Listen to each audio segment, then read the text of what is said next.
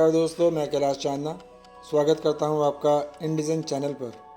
जैसा कि हमने आपसे वादा किया था, आज का वीडियो पिछले 6 हफ्ते से चल रहे किसान आंदोलन के मुद्दों और शंकाओं पर है। आप ही की तरह हमें भी इस आंदोलन ने बहुत विचलित किया हुआ था।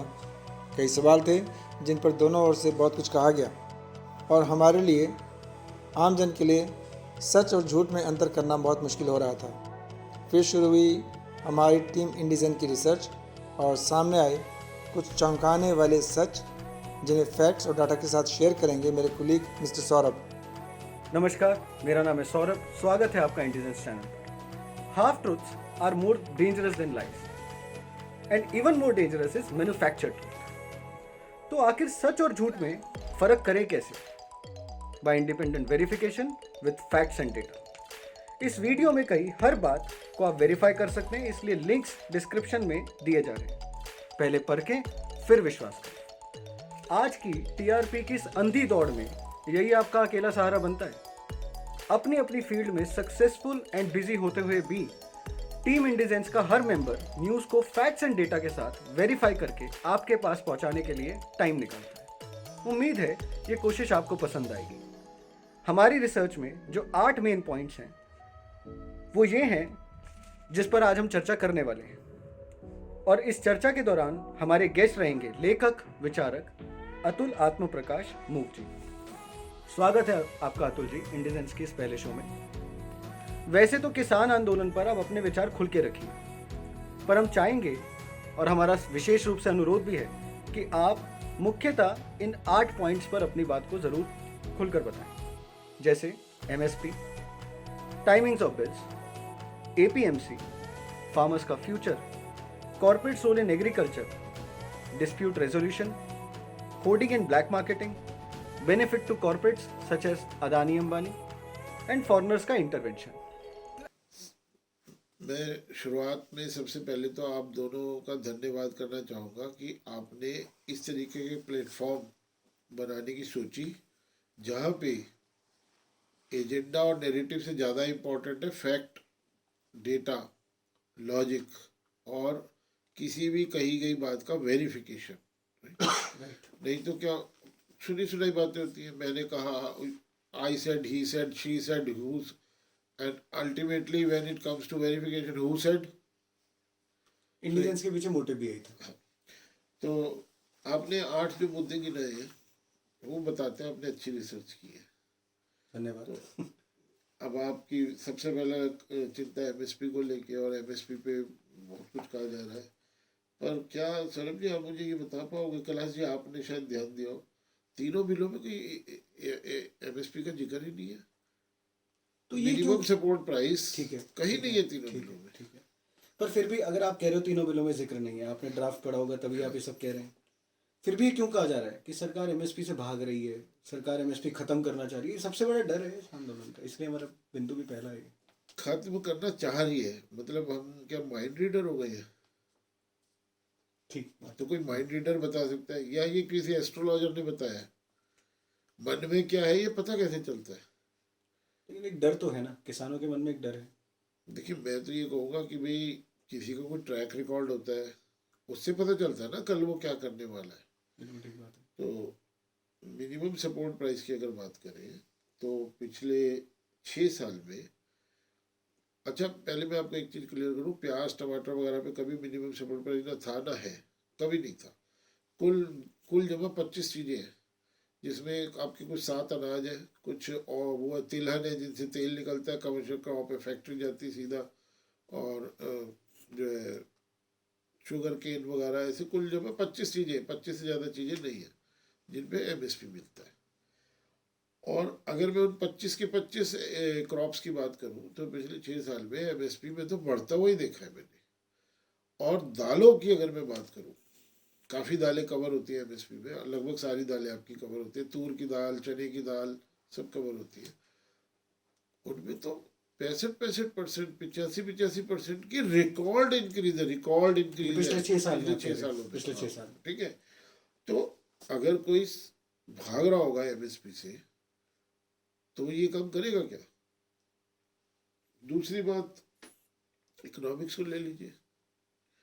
एमएसपी का बेसिक कॉन्सेप्ट क्या है, मिनिमम सपोर्ट प्राइस का बेसिक कॉन्सेप्ट क्या है? सरकार कहती है ये वाली क्रॉप इस रेट से कम कोई नहीं खरीद सकता, क्योंकि किसान को कम से कम इतने पैसे तो मिलने ही चाहिए। ठीक है, अब आप कहते हो कि मैं इस पैसे पे इतने में खरीद तो लूंगा, बेचूंगा कैसे, किसको बेचूंगा? भाई आपको 2 पैसे उसके ऊपर बचेंगे तभी आप खरीदोगे। आप कहते हो मैं खरीद ही नहीं रहा। तो इस कानून, इस प्रोविजन में दांत हो, इसकी इफेक्टिवनेस हो, इसलिए वो चीज सरकार को खरीदनी पड़ती है। ओके। जब गेहूं का मार्केट प्राइस डिमांड सप्लाई की वजह से एमएसपी से नीचे होता है तो कोई व्यापारी नहीं खरीदता उसे एमएसपी पे, क्योंकि उसे लॉस हो जाएगा खरीदेगा तो सरकार खरीदती है एमएसपी पे। ये एमएसपी कब आई, क्यों लाई, थोड़ा आप इसके बारे में बताएं। 1965 में आपकी ग्रीन रिवॉल्यूशन की सक्सेस के अंकुर फूटने लगे थे। लाल बहादुर शास्त्री जी आपके प्रधानमंत्री थे और वो वार का ईयर था, पाकिस्तान ने हम पे हमला किया था वॉर हुआ था। और उस समय हम ऑस्ट्रेलिया से, अमेरिका से गेहूं इंपोर्ट करते थे। हमारे यहाँ वीट का प्रोडक्शन हमारी रिक्वायरमेंट से बहुत कम था और इन देशों को लगा कि भारत को झुकाने के लिए इनकी वीट की सप्लाई बंद कर देते हैं, भारत को युद्ध बीच में रोकना पड़ेगा, और ये हमें बिल्कुल स्वीकार्य नहीं था। तो तभी तो जय जवान जय किसान का नारा दिया गया और लाल बहादुर शास्त्री जी ने कहा नहीं, हम अपनी देश की अखंडता और सुरक्षा पे कोई समझौता नहीं कर सकते, हम एक दिन कम खाना खा लेंगे। उन्होंने सोमवार का व्रत रखा, उनकी वजह से सबने व्रत रखना शुरू कर दिया। उन्होंने प्रधानमंत्री भवन में खेती तक की है, हल तक चलाया है पीछे लॉन में। तो 1965 में ये लाए थे कि ग्रीन रिवॉल्यूशन की वजह से जो आउटपुट बढ़ा है, उस जो सप्लाई बढ़ी है, उससे प्राइस के इतने कम ना हो जाए कि किसान को ज़्यादा उगाने के बाद प्रॉफिट ना हो। ओके। तब एमएसपी का सिस्टम आया था। ओके। तो अगर वो चाहते हैं कि एमएसपी ख़त्म नहीं करना चाहती है और उसको आगे तक चालू रखना चाहती है, तो वो किसान की ये मांग क्यों नहीं मान रही कि इसको कानूनी रूप का दर्जा दिया जाए? देखिए, सरकार ऐसे काम करती है कि कुछ भी कहा जाए, कुछ भी काम किया जाए तो उसके कॉन्सिक्वेंसेस क्या होंगे, उसके परिणाम क्या होंगे, वो अच्छे होंगे, खराब होंगे, हित में होंगे, नहीं होंगे, और वो सिर्फ आजकल के परिणाम नहीं, दूरगामी परिणाम भी देखे जाते हैं। तो इसके लिए क्या होता है, ब्यूरोक्रेसी होती है असली सरकार, एक्सपर्ट कमेटी बनाई जाती है, वो मुद्दे को हर पहलू से स्टडी करते हैं, स्टडी करके वो अपनी रिपोर्ट देते हैं। उस रिपोर्ट में अगर रिकमेंडेशन आती है कि हाँ इसका कानून बनाया जा सकता है, कानून बनाते हैं। पिछले 55 साल से ये सिस्टम चल रहा है। 55 साल में पता नहीं कितनी सरकारें आई गई, हर पार्टी की सरकार आई गई, हर तरह के कृषि मंत्री हुए, ठीक है। उन्होंने किसी ने इसका कानून बनाना मतलब जरूरी आप नहीं ये समझा कहना और व्यवहारिक नहीं समझा, ओके। ना जरूरी समझा, ना प्रैक्टिकल है, ओके। ना नेसेसरी, ना प्रैक्टिकल है, ना कभी मांग उठी इसकी, ना कभी ना कभी उठी। मांग भी उठी इसकी। और वही आगे चलता रहेगा। ओके। मेरा एक अगला प्रश्न है, वो ये है कि एमएसपी में एपीएमसी का क्या रोल है? एपीएमसी शब्द हम समझते हैं, एमएसपी में एपीएमसी का क्या देखिए, रोल है? मैं इस सवाल का जवाब आपको 2 टुकड़ों में देना चाहूँगा। ठीक है। अभी हम फिलहाल एपीएमसी की बात करते हैं, फिर थोड़ी देर में हम एपीएमसी एक्ट के बारे में बात करेंगे, और ये दोनों चीज़ों को समझना बहुत जरूरी है। ठीक है। जिसे एपीएमसी कहते हैं वो है एग्रीकल्चर प्रोड्यूस मार्केटिंग कमेटी, और जिसे आम भाषा में किसान और लोग कहते हैं मंडी, आज़ादपुर मंडी, गाजीपुर मंडी। तो वो जो मंडी है, उस मंडी में व्यापारी आते हैं, किसान आता है अपना सामान लेके, वहाँ ट्रेड होता है, उसका मैनेजमेंट, उसका चलाने का जिम्मा एक कमेटी का है। उस कमेटी को कहते हैं एग्रीकल्चर प्रोड्यूस मार्केटिंग कमेटी। तो भारत में कुल 7,000 की करीब मंडियाँ हैं, यानी कि भारत का साइज देखते हुए बहुत कम मंडियाँ हैं। और अभी मैं आऊँगा एपीएमसी एक्ट में तो आपको बताऊंगा इतनी कम मंडियाँ क्यों हैं। तो कुल 7,000 मंडियाँ हैं और उन मंडियों में ही प्रोक्योरमेंट के कैंप लगते हैं। देखिए, मैंने अभी आपको एमएसपी में बताया था ना कि अगर रेट कम है तो गवर्नमेंट को खरीदना पड़ता है। तो गवर्नमेंट का कौन सा विभाग है जो किसानों से अनाज खरीदता है, किसानों से चीज़ें खरीदता है? उसका नाम है food corporation of India, FCI. तो एफसीआई ने अपना कोई ऐसा परमानेंट इंफ्रास्ट्रक्चर नहीं बनाया हुआ प्रोक्योरमेंट का। जब प्रोक्योरमेंट की जरूरत पड़ती है तो वो एपीएमसी में, मंडी में ही जाके अपना एक कैंप लगाते हैं, और वहीं पे जो किसान इंटरेस्टेड होता है वो एफसीआई के काउंटर में जाके अपना सामान एफसीआई को एमएसपी पे या उस समय के जो भी डिक्लेयर्ड प्राइस होता है, जो एमएसपी से थोड़ा सा ज़्यादा भी होता है, उस रेट पे गवर्नमेंट एफसीआई के थ्रू सामान खरीदती है। तो एपीएमसी का एमएसपी में सिर्फ इतना रोल है कि एफसीआई को एक प्लेस मिल जाता है जो कि किसानों के लिए फेमिलियर है। किसान वहाँ पहुँचते हैं, अपना सामान लेके और एफसीआई को बेच देते हैं। पर इसमें आपको एक चीज़ बताता हूँ, अभी मैंने कहा मंडियाँ बहुत कम है, इसका मतलब एफसीआई के प्रोक्योरमेंट सेंटर भी उतने ही कम है। इस बार कोरोना में स्पेशल अरेंजमेंट करके एक्स्ट्रा प्रोक्योरमेंट सेंटर खोले गए थे कोरोना टाइम में, तो पर जनरली ऐसा होता नहीं है, तो लंबी लंबी भीड़ लगती है। बड़े किसानों को वही रात दिन वही बैठना पड़ता है, वही नहाते हैं, वही खाना बनाते हैं। किसी का 5 दिन में नंबर आता है, किसी का 6 दिन में नंबर आता है। तो एक प्लस पॉइंट है तो एक माइनस पॉइंट भी है। हमारे व्यूअर्स के लिए एपीएमसी का सिस्टम थोड़ा सा समझना होगा ताकि उनके लिए मालूम हो कि एपीएमसी है क्या, उसके क्या बेनिफिट्स हैं किसानों के लिए, थोड़ा सा। तो इस सिस्टम को समझने के लिए पहले एपीएमसी एक्ट से समझना शुरू करते हैं। तो ये एग्रीकल्चर मार्केटिंग प्रोड्यूस कमेटी को अधिकार किसने दिया कि मंडी वो चलाए? वो अधिकार दिया उसे कानून ने, जिस कानून को कहते हैं एपीएमसी एक्ट या मंडी कानून, मंडी एक्ट भी आम भाषा में लोग बोल देते हैं। ये एक्ट अंग्रेजों ने आज से करीब लगभग 150 साल से ज़्यादा हो गए, उस समय अंग्रेजों ने ये कानून बनाया। एपीएमसी अंग्रेजों के द्वारा बनाया? हाँ, अंग्रेजों के द्वारा बनाया हुआ कानून है और इसमें बहुत कम अमेंडमेंट हुए। तो ये लगभग हम कह सकते हैं मोटा मोटा उसी फॉर्म में चल रहा है जिस फॉर्म में अंग्रेजों ने इसे बनाया था। अब आप पूछोगे अंग्रेजों ने कानून क्यों बनाया था? तो अंग्रेजों को क्या था कि जब जिसे आप इंडस्ट्रियल रिवॉल्यूशन के नाम से जानते हो, उसका एक साइड ये भी थी कि कपड़ा मशीनों से बनने लगा था, तो और बड़ी तेजी से बनने लगा था। इसका मतलब रॉ मटेरियल की डिमांड, कंजम्पशन बड़ी तेजी से होने लगी एक फैक्ट्री में। और अगर ऐसी ऐसी कई मिलें बन जाए तो कितना रॉ मटेरियल चाहिए। इनफैक्ट पूरा एक शहर जिसे आप आज मैनचेस्टर के नाम से जानते हो, जिसके नाम पे फुटबॉल टीम भी है मैनचेस्टर यूनाइटेड, वो शहर जो गरीब शहर होता था, वो रातों रात वो सिटी में, आप देखो 1853 में उसको सिटी का स्टेटस मिला है। तो वो वहाँ इतना इंडस्ट्रियलाइजेशन हो गया। मैनचेस्ट जो आप अंदर बनियान पहनते हो उसको मैनचेस्ट कहते थे उस समय, आज आप वेस्ट कहते हो। पूरा शहर इसलिए मशहूर हो गया मैनचेस्टर। अब कारखाने हैं मैनचेस्टर में, पर कॉटन तो यूरोप में उगती नहीं है। यूरोप के ठंडे मौसम में कॉटन उगती नहीं है। तो अगर उन कारखानों को रॉ मटेरियल नहीं मिले, अच्छा मिले पर सस्ता ना मिले, तो वो कारखाने तो फेल हो जाएंगे। इंडियन कारीगर के हाथ के बनाए हुए कपड़े के सामने वैसे ही उनकी क्वालिटी सेकंड ग्रेड थी, अगर उनकी कॉस्ट भी ज़्यादा होगी तो वो तो बर्बाद हो जाएंगे।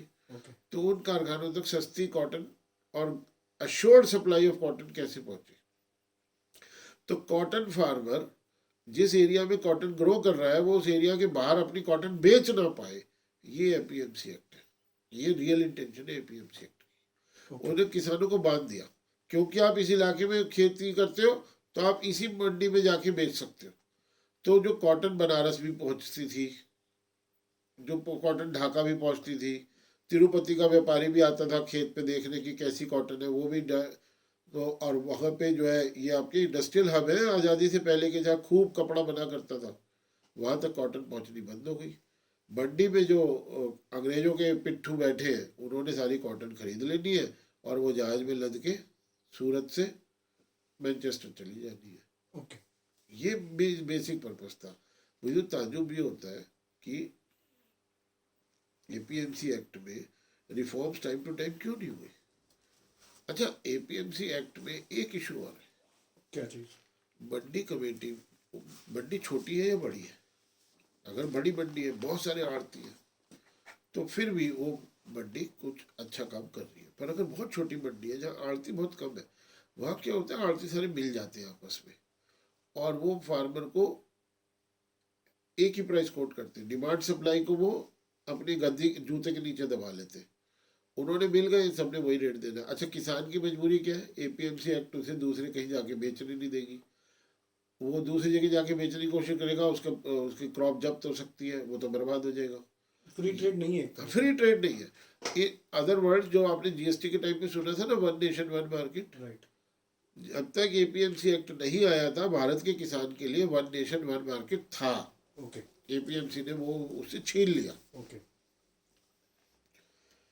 और एपीएमसी में प्रॉब्लम है, ये बात कम से 1983 से 83 से मैं समझ रहा हूँ, ये मांग बहुत जोर शोर से उठाई जा रही है। ओके एक किसान आंदोलन था जो महाराष्ट्र में, जिसकी रूट्स थी शरद जोशी जिसके फाउंडर थे, उन्होंने 1983 में मांग उठाई थी कि हम किसान एपी बेचारा भी नहीं है, बेसहारा भी नहीं है। ये शरद जोशी शेतकारी फाउंडेशन हाँ, की बात शेतकारी है। फाउंडेशन ओके, वाले, हाँ जी। ओके। तो वो शायद बहुत दूरदृष्टि किसान नेता रहे हैं भारत के, पर ये हमारा दुर्भाग्य है कि वो आज जीवित नहीं है। तो उन्होंने 1983 में कहा था कि ना किसान बेचारा है ना बेसहारा है, वो एपीएमसी का मारा है। ओके और इस पे बड़ी रिसर्च पेपर, एक्सपर्ट कमेटी भी बनी, उसके एपीएमसी के कामों को स्टडी किया गया। उन सब चीज़ों का निचोड़ ये निकला कि संसद में 2003 में एक मॉडल एपीएमसी एक्ट लाया गया। ओके उस एक्ट में कुछ कई बातें हैं, पर मैं दो चार मेन बातों में ध्यान राइट, हम दूंगा। थोड़ा संक्षिप्त में हाँ, उन्होंने ये बोला कि भाई देखो, आपको ज़्यादा मंडी बनानी पड़ेगी, ठीक है। और उसके लिए आपको लाइसेंसिंग नॉर्म को, आड़ती का लाइसेंस लेने के लिए कुछ शर्तें हैं, ओके उन शर्तों को थोड़ा रिलैक्स करना पड़ेगा। ओके उन सख्त शर्तों की वजह से ज़्यादा लोगों को आड़ती का लाइसेंस नहीं मिल रहा, इसलिए मंडियाँ नहीं है। और जो मंडी है भी, जहाँ पे आड़ती की गिनती कम है, वहाँ कंपटीशन नहीं है आड़तियों के बीच में। ये बहुत बड़ी उनकी तो बात ये है। कोई एक बात, ठीक अच्छा, उन्होंने कहा सिर्फ ऐसा नहीं है कि लाइसेंस नॉर्म को रिलैक्स करके आड़तियों के बीच में कंपटीशन बढ़ाओ, कहते हैं मंडी का भी कंपटीशन होना चाहिए और मंडियाँ बनाओ।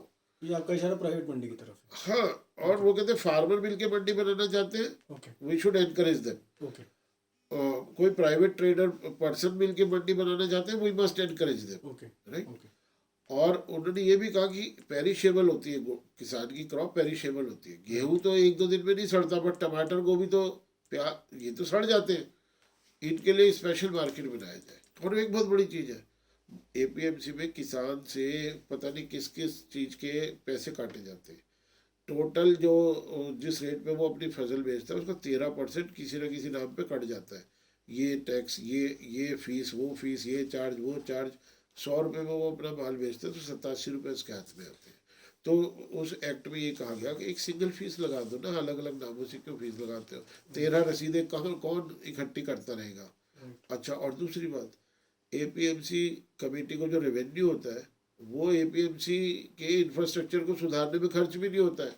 सड़कें टूटी हुई है, पानी भर जाता है, शेड टपकते हैं। ये आपका पर्सनल एक्सपीरियंस है या फिर आप एक मतलब देखिए, ये इसके बारे मेरा, में ये थोड़ा- आपका भी पर्सनल एक्सपीरियंस हो मंडियों के सकता है। अंदर। चलिए आइए, किसी भी मंडी, वहाँ एंट्री बैन थोड़ी है, किसी भी मंडी में होके आइए। आज़ादपुर मंडी में देखिए, मैं एक बार आज़ादपुर मंडी में किसी शादी के लिए फल खरीदने गया था। जो गया तो सब खुले रास्ते थे, वापसी में मैं ट्रैफिक जाम, मंडी के अंदर ट्रैफिक जाम। 1.25 घंटे में मेरी गाड़ी बाहर निकली है, 1.25 घंटा में मंडी के अंदर फंसा रहा हूँ।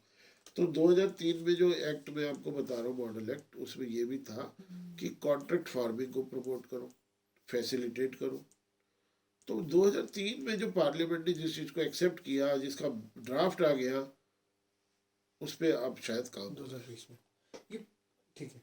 कैलाश जी, मैं फिर भी एक चीज़ अभी तक समझ नहीं पाया इतनी सब चीज़ों के बातचीत के दौरान में, कि इसमें जो एपीएमसी है, ये किसानों के लिए फ़ायदेमंद है या नुकसानदेह है, या कुछ बीच का रास्ता भी है? और एक मेरा प्रश्न और है, जो कंपटीशन की बात कर रही है गवर्नमेंट की, प्राइवेट मंडी से कंपटीशन मिलेगा, इससे किसान को नुकसान है या फायदा है? देखिए, आप बताइए, कंपटीशन से कभी किसी को नुकसान हुआ है? फेयर कंपटीशन हो इकोनॉमिक्स तो आपको यही बताती है। इकोनॉमिक्स के बड़े सिंपल लॉज है कि जितना हेल्दी कंपटीशन होगा वो सबके लिए फायदेमंद है। कंपटीशन का मतलब क्या है कि भाई किसान मुझे दे फसल, मेरा बिजनेस ज़्यादा हो, तो मैं अगर उससे ज़्यादा बेटर रेट दूंगा तो वो मुझे देगा, आप ज़्यादा बेटर रेट दोगे तो वो आपको देगा, है ना। और कंपटीशन का उल्टा क्या है, हम तीनों मिले हुए हैं, हम कह रहे हैं इसको लूट लो, इसको दबा लो, इसकी गर्दन निचोड़ लो, ठीक है। जो मैं रेट बोल रहा हूँ वही आप बोलना, बेचारा जाएगा कहाँ? लेकिन इसमें एक सवाल और जुड़ता है मेरा, जो सब जगह सुना गया है, देखा भी गया इसमें, कि एपीएमसी में जैसा आपने जिक्र किया 13% टैक्स लगता है, वो किसी किसी प्रकार का। प्राइवेट मंडी में सरकार टैक्स नहीं लगा रही है, तो वो कहते हैं लेवल प्लेइंग फील्ड ही नहीं है, तो फिर 13% में सिर्फ 2.5% टैक्स है। ओके, बाकी मंडी के लगाए हुए चार्जेस है।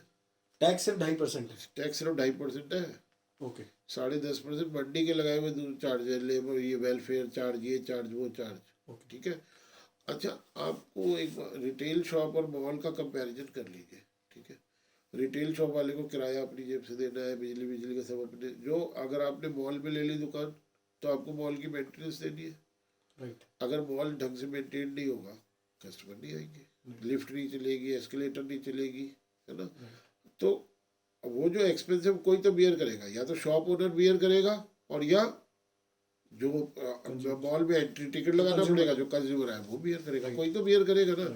मंडी जो होगी, जो प्राइवेट मंडी होगी, उसके खर्चे तो निकालने पड़ेंगे ना। राइट और उनको तो कंपटीशन में अच्छी सर्विसेज देनी पड़ेगी, तभी वो कामयाब होंगे ना। वो अच्छी सर्विस देने का कुछ खर्चा भी होगा ना, वो खर्चा कोई तो उठाएगा। ओके अब वो जितना प्रोफेशनली मैनेज होगी, जितना एफिशिएंटली रन होगी, उतना उनके एक्सपेंस कम होंगे, उतने उनके चार्जेस कम होंगे, और नहीं होंगे तो वो कामयाब नहीं हो पाएंगी। ठीक है आपने शायद कैलाश जी ने कुछ पूछा था, वो रह गया कि ये फायदेमंद है या नुकसानदायक है। Right. देखिए, हर सिक्के के दो पहलू होते हैं, ठीक है। जहाँ एपीएमसी में बहुत सारे आड़ती है और वो बहुत अच्छा काम कर रही है, जो लार्ज मंडीज है, राइट वहाँ किसान को अपनी फसल का सही दाम मिल जाता है। और जो छोटी मंडीज है, जहाँ बहुत कम आड़ती है और उन्होंने गुट बना रखा है, वो एक दूसरे से कम्पीट नहीं करते, वहाँ किसान का नुकसान ही नुकसान है। और ये आपको कैसे पता चलता है? आम आदमी, आपको, मैं तो मंडी नहीं जाता, मुझे कैसे पता चलेगा? आम आदमी को कैसे पता चलता है? जब आम आदमी वो विजुअल देखता है कि किसान टमाटर बेचने की बजाय सड़क पे ऐसे ही फेंक गया, सड़क पे ही फेंक गया अपनी गोभी। क्यों? क्योंकि अंदर सारे आड़ती मिले हुए हैं, वो उसे बहुत कम पैसे ऑफर कर रहे हैं, इतने में तो उसका किस खेत से मंडी तक आने का किराया भी नहीं निकल रहा, तो वो बेचारा ही कहीं ऐसे किसान को वो सड़क पे फेंक गया। ये छोटी मंडियों में ही होता है। आप मुझे बता दो, कभी आजादपुर मंडी के सामने आपने किसी को टमाटर फेंकने की कोई घटना सुनी है? छोटे शहरों की छोटी मंडियों में क्यों होता है? जहाँ कार्टेल बनने की वो संभावना कार्टेल है। कार्टेल बनने की तो संभावना अच्छा भी है, बुरा भी है, और फर्क एक ही है, कंपटीशन। नो कंपटीशन बुरा है system, good competition, healthy competition अच्छा है सिस्टम। इतने बड़े देश के अंदर आपने मंडियों की संख्या बताई बहुत कम है, 7,000। 7,000 कम है। तो ऐसे में बड़ी मंडियाँ कितनी है, छोटी मंडियाँ कितनी है? अब मैं ये जानना चाहता हूँ। लगभग आपकी 90% मंडियाँ छोटी है। तो मतलब किसान जो अपना माल बेचने के लिए जाते हैं, उनको सही दाम मिलने की संभावनाएं कम हो जाती कम हैं। हो जाती है। कम। अच्छा, इसमें भी तो एक बहुत बड़ी समस्या है ना। आप किसान, मान लो आप किसान हो, तो आप थोड़ी चूज कर सकते हो आप बड़ी मंडी में जाओगे, छोटी मंडी में जाओगे। ठीक है, वो दायरा है ना उनका। यही तो एपीएमसी एक्ट की सबसे खराब बात तो मुझे यही लगती है। ठीक है उन्होंने फिक्स कर दिया कि आप इन्हीं मंडियों में जा सकते हो, इन मंडियों के बाहर गए तो आपकी फसल जब्त हो जाएगी। एक खास तहसील का किसान एक खास मंडी के अलावा किसी और मंडी में नहीं जा सकता। यानी एक नहीं होता, जनरली 2 या 3 होती है, 2 या 3 2 या 3 मंडी होती 2 है। या 3 ऑप्शन होते हैं। आसपास के नियर बाय एरिया की मंडीज होती है। अब वो तीनों ही मंडी छोटी है, तो आप तो गए, आप तो कहीं कोई बार्गेनिंग पावर है नहीं आपके पास। ओके और ज़्यादातर मंडियाँ छोटी हैं। ज़्यादातर मंडियाँ छोटी हैं, 90% से ज़्यादा मंडियाँ छोटी हैं। ठीक है, एपीएमसी पर आपने अपनी बात रखी। मेरा एक प्रश्न ये है, एपीएमसी की वो ई नैम रह गया। हाँ तो अब आप कह सकते हैं इनके बारे में, अगर आपके पास कुछ कहने के लिए तो आप कह दीजिए, वरना मेरा एक प्रश्न तैयार है। देखिए, आपको मैं 3 बातें कहना चाहूँ। जी थोड़ा हाँ जी अंग्रेजों के समय से आज तक जी टी तो कभी एपीएमसी के एक्ट में कवर नहीं हुए। उन्होंने टी को एक्सक्लूसिव स्टेटस दिया हुआ है। क्या टी एग्रीकल्चर प्रोड्यूस नहीं है? ओके चाय ज़्यादातर आपके चाय बागान अंग्रेजों के थे, और उनको वो चाय अपनी मर्जी से बेचनी थी, उनके ऊपर कोई कानून नहीं है। दार्जिलिंग में उगने वाली चाय की ऑक्शन बॉम्बे में, कलकत्ता में होती, ऊटी में उगी है चाय, ऑक्शन जो है बॉम्बे में हो रही है। कॉफ़ी बीन्स वो एग्रीकल्चर प्रोड्यूस नहीं है क्या? वो तो एपीएमसी में कभी कवर नहीं हुई। और उनके लिए वो जो उगाते हैं उन्होंने कभी एमएसपी भी नहीं मांगा, ना उनको एमएसपी मिलती है। तो वो फायदेमंद में है किसान या वो बहुत प्रॉस्परस किसान है। प्रॉस्पर वो मतलब? तो उनकी तो लेबर काम करती है, वो कहाँ काम करते हैं, वो तो ऐश करते हैं। टी और कॉफ़ी का एक्सक्लूजन क्यों है? और एक और बात, एक है आपका electronic national agriculture market, e NAM या ई मंडी किसान, उसका ऐप भी है। आप जैसे ई कॉमर्स, आप अमेजन पे कोई भी सामान फटाफट ऑर्डर कर सकते हैं, ऐसे किसान भी अपने घर पे बैठे बैठे, खेत में बैठे बैठे अपनी फसल का फोटो खींच के कुछ डिटेल भर के ऐप पे अपना अपलोड कर सकता है, और पूरे इंडिया भर से लोग ट्रेडर उसमें बोली लगाते हैं और जो बेस्ट प्राइस देता है वो उसको बेचता है। तो 4 साल में नैम का कारोबार 1 लाख करोड़ हो गया। तो अगर किसान एपीएमसी मॉडल से खुश होता और उसे बहुत अच्छी सर्विसेज मिल रही होती तो वो ई नैम पे बेचना क्यों पसंद करता। टेक्नोलॉजी की वजह से शायद किसान इनाम की तरफ गया। ये किसानों को टेक्नोलॉजी की क्या मालूम, किसान लेकिन को वो फायदा एपीएमसी नजर आ से रहा था। फायदा नहीं हो रहा और ई नैम से फायदा हो रहा है, तो वो ई नैम पे बेचने लगा अपने माल। ठीक है। 1 लाख करोड़ की एग्रीकल्चर प्रोड्यूस ई नैम पे बेची गई है, और अभी ई नैम को कुल 4 साल हुए, कुल 4 साल। कितने फार्मर्स एसोसिएटेड हैं इसके साथ? करीब 1 करोड़ 16 लाख फार्मर इनाम के साथ जो, जुड़े? जो लास्ट फिगर मेरे पास है ठीक है। इससे जुड़े हुए। Okay. It is a huge success, roaring success. Okay. इसके और इसके ये तब है जब अभी उसका पैन इंडिया रोल आउट अभी प्रोसेस में है। ठीक है, हाँ, क्योंकि 40 साल हुए तो ये हाँ, अभी अभी बन क्योंकि रहा है। ठीक है। देखो किसान ने तो ऐप पे फसल डाल दी, ट्रेडर ने बिड भी लगा दी, अब वो सप्लाई चेन भी तो होगी ना, वो फसल कहाँ स्टोर की जाएगी, कैसे ट्रांसपोर्ट होगी, उसके वेयर हाउसेज वगैरह बन रहे हैं तेजी से। तो ये 1 लाख करोड़ से कब 20 लाख करोड़ हो जाएगा आपको पता भी नहीं चलेगा, और ये होने वाला है अगले 2-4 सालों में। ओके। एपीएमसी में आपके पास कुछ और कहने के लिए, क्योंकि मेरा एक सवाल और है आपके लिए। देखिए ऐसे तो बहुत कुछ है, पर मेरे ख्याल इतना काफ़ी होना चाहिए ये समझने के लिए कि किसान किधर है, किसान दुखी है या खुश है। ओके। टाइमिंग्स अब बिल्कुल एक ही बड़ा सवाल है मेरे मन में कि ऐसे वक्त में जब कोरोना है और प्रधानमंत्री कहते हैं 6 फुट दूरी, मास्क है ज़रूरी, ऐसे में इस बिल को लेकर आना, मैं एक ये बार 3 बिल्स को लेकर आना, क्या ये सही है? मैं आपको फिर कहना चाहूँगा, आपकी ऑडियंस से बिल्कुल कहना चाहूँगा कि आपको ये पता होना चाहिए कि भारत का प्रशासनिक ढांचा, एडमिनिस्ट्रेटिव सिस्टम, भारत की सरकार एक्चुअली काम कैसे करती है। भारत की में ब्यूरोक्रेसी है, परमानेंट ब्यूरोक्रेसी है। कौन पार्टी चुनाव जीते, किसकी सरकार बने, किसकी नहीं बने, ब्यूरोक्रेसी का काम चलता रहता है, कंटिन्यूस काम है, ठीक है। ओके। और वो हर चीज़ को फूक फूक के कदम रखते हैं। Indian bureaucracy is known for its slowness.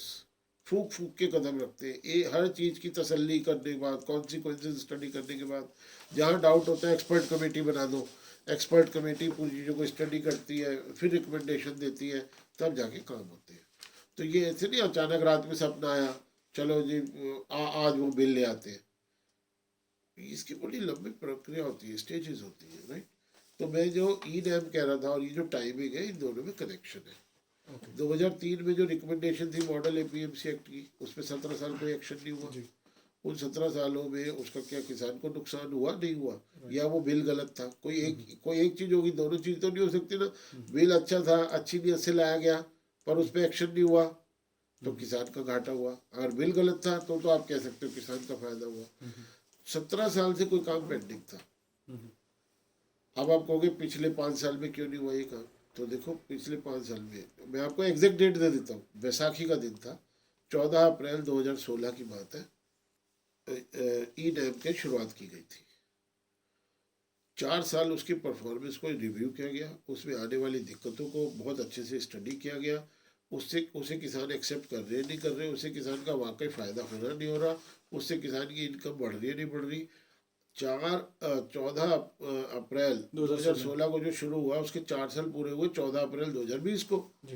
तो क्या 14 आप ये कहना चाहते हैं कि 14 अप्रैल 2016 को ये पता था कि 20 में 2000 कोरोना चल रहा होगा, अप्रैल 20 में कोरोना चल रहा होगा? तो ये इंसिडेंटल है, ये संयोग है, ये संयोग है कि अच्छा अब जब 4 साल की परफॉर्मेंस में पता चला किसान को तो बहुत फ़ायदा हो रहा है, किसान तो खुश है, और उसकी रिव्यू हो गया, पता चल गया क्या क्या सामने आई बातें, उन सब पे जब रिकमेंडेशन भी आ गई एक्सपर्ट कमेटी की, उस पे ये बिल बेस्ड है। ओके। और कोरोना की वजह से क्या और दूसरे काम रुके हैं क्या? क्या क्या इसरो ने कोई अपना लॉन्च टाल दिया? क्या हम अपने DRDO मिसाइल वगैरह टेस्ट नहीं कर रहे? कौन सा काम रोका है? और एक और बहुत इम्पोर्टेंट बात, 2022 तक जब आज़ादी के 75 साल पूरे हो गए, किसान की इनकम डबल करनी है। और good, it is never too early to do a good work. Okay right, we have already been very late. ये जो एक सॉरी मैं दोबारा एक प्रश्न कर रहा हूँ एपीएमसी के बारे में कि कहा जा रहा है कि मंडियाँ ख़त्म हो जाएंगी। ये जो आंदोलन है ये जानना था कि ये किन लोगों के लिए है, किसानों के लिए है या व्यापारियों के है? देखिए, मैं कहता हूँ कि किसान का, भारत के किसान का दिल बहुत बड़ा है, बहुत बड़ा है। वो अन्नदाता है, वो सिर्फ अपने लिए नहीं सोचता, वो व्यापारी भाइयों के लिए भी सोचता है, मैं मानता हूँ। एपीएमसी के आड़तियों से भी उसको लगाव है, चाहे उसको कभी रॉ डील मिलती है, कभी फेयर प्राइस नहीं मिलता, मान लीजिए उसे एपीएमसी के लोगों से भी लगाव है। पर अब ये तो समझिए कि नेचर का लॉ क्या, survival of the fittest. APMC अगर अपने आप में रिफॉर्म नहीं करेगी तो वो खत्म होगी, सरकार खत्म नहीं कर रही, ठीक है, सर्वाइवल ऑफ द फिटेस्ट। और दूसरी बात, ये बात तो तब जब मॉल आने लगे तब कहा था रिटेल स्टोर खत्म हो जाएंगे, रिटेल स्टोर, कोई रिटेल स्टोर खत्म नहीं हुआ, पर रिटेल स्टोर ने सर्विसेज प्रोवाइड करनी थी। अब आपकी मैदा पैक्ड आती है, आपकी चीनी पैक्ड आती है, राइट। अब बार कोड लगा होता है, छोटी दुकान की सामानों पे भी बार कोड लगा होता है, राइट। वो आपको प्रिंटेड बिल देने लगे हैं। कंपटीशन की वजह से they pulled up their socks, and who is the beneficiary? Consumer is the beneficiary. कोई रिटेल स्टोर बंद नहीं हुआ। और उल्टा जरूर देखने में कुछ मॉल जरूर बंद हो गए, ठीक बात है, कुछ मॉल जरूर बंद हो गए। कंपटीशन हेल्दी हो तो सही है, अगर वो ओवर द बोर्ड हो तो। सर थोड़ा आगे चलते हैं हम। ये एक दूसरा एक जो लेकर आए हैं कॉन्ट्रैक्ट फार्मिंग का या एसेंशियल गुड्स का, तो ये तो एपीएमसी को कह रहे हैं कि आगे बढ़ा रहे हैं, लेकिन इनके आने की वजह से एपीएमसी ख़त्म होने की उसमें है। ये इसके बारे में थोड़ी सी जानकारी देनी थी, अच्छा, प्लीज़ थोड़ा डिटेल बताएं। कॉन्ट्रैक्ट फार्मिंग देखिए, मैं सिंपल सा सवाल है, एपीएमसी पर हमारी बात हो जाती है। एपीएमसी पर आप कहते हैं कि वो जीवित रहेगी जब तक रिफॉर्म करती रहेगी। वो देखिए, रिफॉर्म करेगी वो जीवित रहेगी, अगर रिफॉर्म। आप जिम जाते नहीं जाते? भाई आपके ऑडियंस में आजकल बड़े हेल्थ कॉन्शियस बच्चे, हमारी यूथ, हमारी यंग जनरेशन, आप क्यों जाते हो जिम? ठीक बात है, हम आप अपने आप उनको को फिट नहीं रखोगे, फिट नहीं रखेंगे तो वो फिट नहीं रखोगे तो डिके होगा। आप जिम इसीलिए जाते हो ना कि आपको टाइफाइड, आपको ब्लड प्रेशर ना हो, आपको डायबिटीज ना हो, इसीलिए तो जिम तरह तरह जाते की हो चीजें ना। ना। ठीक है, ठीक तो बात है, अगर आपको अपने को फिट रखना जरूरी है तो क्या एपीएमसी को अपने आप को फिट रखना जरूरी नहीं है? ठीक है। अब वैसे वो फिट नहीं रख रहे, उन्हें कंपटीशन मिलेगा। और ये चीज आप हर जगह देख सकते हो। जब नेशनल स्टॉक एक्सचेंज आया था तो क्या बॉम्बे स्टॉक एक्सचेंज उसकी वजह से बंद हो गया? नेशनल स्टॉक एक्सचेंज नई टेक्नोलॉजी लाया, कंपटीशन मिला, बॉम्बे स्टॉक एक्सचेंज को भी नई टेक्नोलॉजी लानी पड़ी। National stock exchange professional management के अंडर में था, बॉम्बे स्टॉक एक्सचेंज भी प्रोफेशनल मैनेजमेंट लाया। मतलब सार इस बात का निकाले कि एपीएमसी जब तक हेल्दी कंपटीशन रहेगा तो बढ़ेगा ही, सर्वाइवल ऑफ द फिटेस्ट। और जिसकी, देखिए, जिस चीज का इकोनॉमिक लॉजिक है, जिसकी कोई इकोनॉमिक वैल्यू है, जो किसी को कोई इकोनॉमिक बेनिफिट प्रोवाइड कर रहा है, वो कभी एक्सटिंक्ट नहीं होता, वो कभी खत्म नहीं होता। ठीक है। बाकी दो बिल्स को लाने की इस समय क्या जरूरत है? एपीएमसी का तो चलिए आप समझ में आया, उनको जिम जाने की जरूरत है। बाकी दो बिल्स को भी लाने की क्या कॉन्ट्रैक्ट जरूरत है? फार्मिंग है या एसेंशियल गुड्स के बारे एसेंशियल में? गुड्स के बारे में। पेप्सी 2020 में आई है ना इंडिया में? नहीं नहीं नहीं? अच्छा, कब आई है आप बताओ मुझे। 1980 के आसपास शायद, कहीं 1980 में। 1986 में। Okay Got that right. Okay okay, और मैकडोनाल्ड वो 2020 में आया या 21 में आएगा? ये ठीक है। बिल आप आने के मुद्दे बाद बताइए क्या। जी जी, पॉइंट बताइए। बताओ, आप बताओ। नहीं, बिल्कुल 2020 में नहीं आया। 1986 के आसपास आया ना? जी। हाँ, मैंने इन दोनों का नाम क्यों लिया? नेस्ले, मैगी 2020 में आई है इंडिया में, ये बहुत पहले से है। बहुत पहले से। राइट। मैंने इन्हीं 3 कंपनियों का नाम क्यों लिया? ये तीनों कंपनी कॉन्ट्रैक्ट फार्मिंग करती है। पेप्सी बहुत कॉन्शियस है कि जो चिप्स आप खाते हो उसका आलू किस क्वालिटी का हो, उसमें सल्फर कितनी हो, उसमें नाइट्रोजन कितनी हो। पेप्सी किसानों की कॉन्ट्रैक्ट फार्मिंग करती है। अरे बिल तो अब आया, बिल तो ये सरकार लाई है, तो पेप्सी कैसे करती है कॉन्ट्रैक्ट फार्मिंग? सौरभ जी, आपने इंट्रोडक्शन में बोला था हाफ ट्रुथ बड़े डेंजरस होते हैं। मैन्युफैक्चर्ड ट्रुथ और भी ज़्यादा। मैन्युफैक्चर्ड ट्रुथ तो और भी ज़्यादा। ये वैसे ही है और कुछ नहीं है। 1986 में हमारे देश के प्रधानमंत्री कौन थे, आपको तो याद होगा? राजीव गांधी। राजीव गांधी। आपको पता है राजीव गांधी की मैं 3 ऐसी बातें गिना सकता हूँ, जब आप समझेंगे ना तो आप राजीव गांधी के फैन हो जाएंगे। 3 में आपको इंडिया में कंप्यूटराइजेशन का क्रेडिट किसको देते हैं? राजीव गांधी। और आप ये जानते हैं इंडिया की कंप्यूटराइजेशन से ज़्यादा बड़ी उपलब्धि क्या है उनकी, ज़्यादा बड़ा कंप्यूटराइजेशन से ज़्यादा बड़ा कंट्रीब्यूशन क्या है उनका? हमारे को तो राजीव गांधी मतलब कंप्यूटराइजेशन बताइए, बताइए आप। तो यही तो हमारी विडम्बना है, हम अपने हीरोज को जानते नहीं है। जी। उनका दूसरा कंट्रीब्यूशन ये है कि उन्होंने पहली बार पब्लिक स्पीचेस में, गवर्नमेंट पॉलिसीज में सबसे पहली बार इस पे फोकस किया कि अगर आपको अपने फार्मर को एम्पावर करना है तो फूड प्रोसेसिंग सेक्टर को पहले एम्पावर करना पड़ेगा। जब तक फूड प्रोसेसिंग नहीं होगी, जब तक आपका फार्मर स्ट्रांग नहीं हो सकता। अब मैं फूड प्रोसेसिंग आपको सिंपल लैंग्वेज में समझा देता हूँ। आप घर में अचार खाते हैं, अचार डालते हैं, अचार क्या है? जो पेरिशेबल आम है उसको आपने मसाले वसाले लगा के प्रिजर्व कर लिया फॉर अ लॉन्गर टाइम। और अब आपको 6 महीने साल भर तक आप उस अचार को खा सकते हो। ठीक है। ये फूड प्रोसेसिंग है, राइट? इसका मतलब क्या हुआ? अचार तभी सड़ेगा नहीं। अच्छा, कुछ आपने आम खा लिया, कुछ आपने अचार डाल लिया, तो ज़्यादा आम कंज्यूम होगा, तो किसान को कब मार्केट बड़ा हो गया, डिमांड बड़ी हो गई। ओके। ठीक है, और डिमांड बढ़ेगी तो प्राइस बढ़ेगा, किसान को अपनी फसल का अच्छा दाम मिलेगा। फूड प्रोसेसिंग का मतलब ये है कि जिस साल डिमांड से ज़्यादा प्रोडक्शन हो जाए वो चीज़ कोल्ड स्टोरेज में चली जाए, उसको फैक्ट्री वाला सॉस बना ले, कुछ और कर ले, और टमाटर सड़क पे फिर ना फेंकने पड़े, प्रोसेस हो जाए। प्रोसेस हो जाए। तो राजीव गांधी ने फूड प्रोसेसिंग के बारे में काफ़ी ओपन रैलीज में कहा। अरे भाई, इसी लॉजिक पे तो उन्होंने पेप्सी को परमिशन दी, आओ और यहाँ पे अपना बिजनेस करो और किसानों को जो है कॉन्ट्रैक्ट फार्मिंग करो। और इसी लॉजिक पे तो उन्होंने मैकडोनाल्ड को लेके आए वो इंडिया में। मैकडोनाल्ड टमाटर खरीदती है ना। जी। आपको क्या लगता है मैकडोनाल्ड पूरे इंडिया में कितने टमाटर लग जाते होंगे उसके बर्गर वगैरह में? कई हजार लाख टन कुछ 830 860 टन टमाटर मैकडोनाल्ड एक साल में कंज्यूम करते हैं। अब इतनी बड़ी क्वांटिटी, क्या उसे एक ही लोकेशन पे चाहिए? क्या सारे बर्गर बम्बई से बन के जाते हैं? आपका बर्गर आपके लोकल रेस्टोरेंट में बनता है या बम्बई से आपका बना हुआ बर्गर होता है? ठीक है, ठीक है। चेन है तो उनकी अलग-अलग। तो मतलब उन्हें टमाटर दिल्ली में भी चाहिए, बॉम्बे में भी चाहिए, नागपुर में भी चाहिए, महाराष्ट्र में भी चाहिए, है ना, उड़ीसा में भी चाहिए, बंगाल में भी चाहिए। तो ये अभी हर इलाके में अलग अलग जगह जाके देखते हैं कौन बढ़िया टमाटर उगा रहा है। जो नहीं उगा रहा उसको समझाते हैं भाई ये वाला बीज उगाओ, ऐसे उगाओ, इस साइज के उगाओ, ठीक है। तो हमारी जरूरत की है। तो ये होती है कॉन्ट्रैक्ट फार्मिंग। ये 86 से जी इंडिया में। ओके। ठीक तो है, अभी घबराहट क्यों हो रही है? और 86 से अब तक जो उसका एक्सपीरियंस रहा है, जैसे मैंने कहा सरकार कैसे काम करती है, जो अब तक का एक्सपीरियंस रहा है उस एक्सपीरियंस को स्टडी करके जो और इम्प्रूवमेंट करने, वो इम्प्रूवमेंट करके नया बिल लाया गया। फर्क एक छोटा सा है, वो क्या है? पिछले एक्ट में कोई कॉन्ट्रैक्ट फार्मिंग होती थी वो भी एपीएमसी में रजिस्टर करानी जरूरी थी।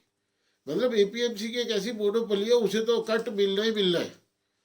देखो agreement के अंदर आप, से। हाँ, आप एक बात बताओ, कॉन्ट्रैक्ट फार्मिंग में एपीएमसी किसान को क्या सर्विस दे रही है?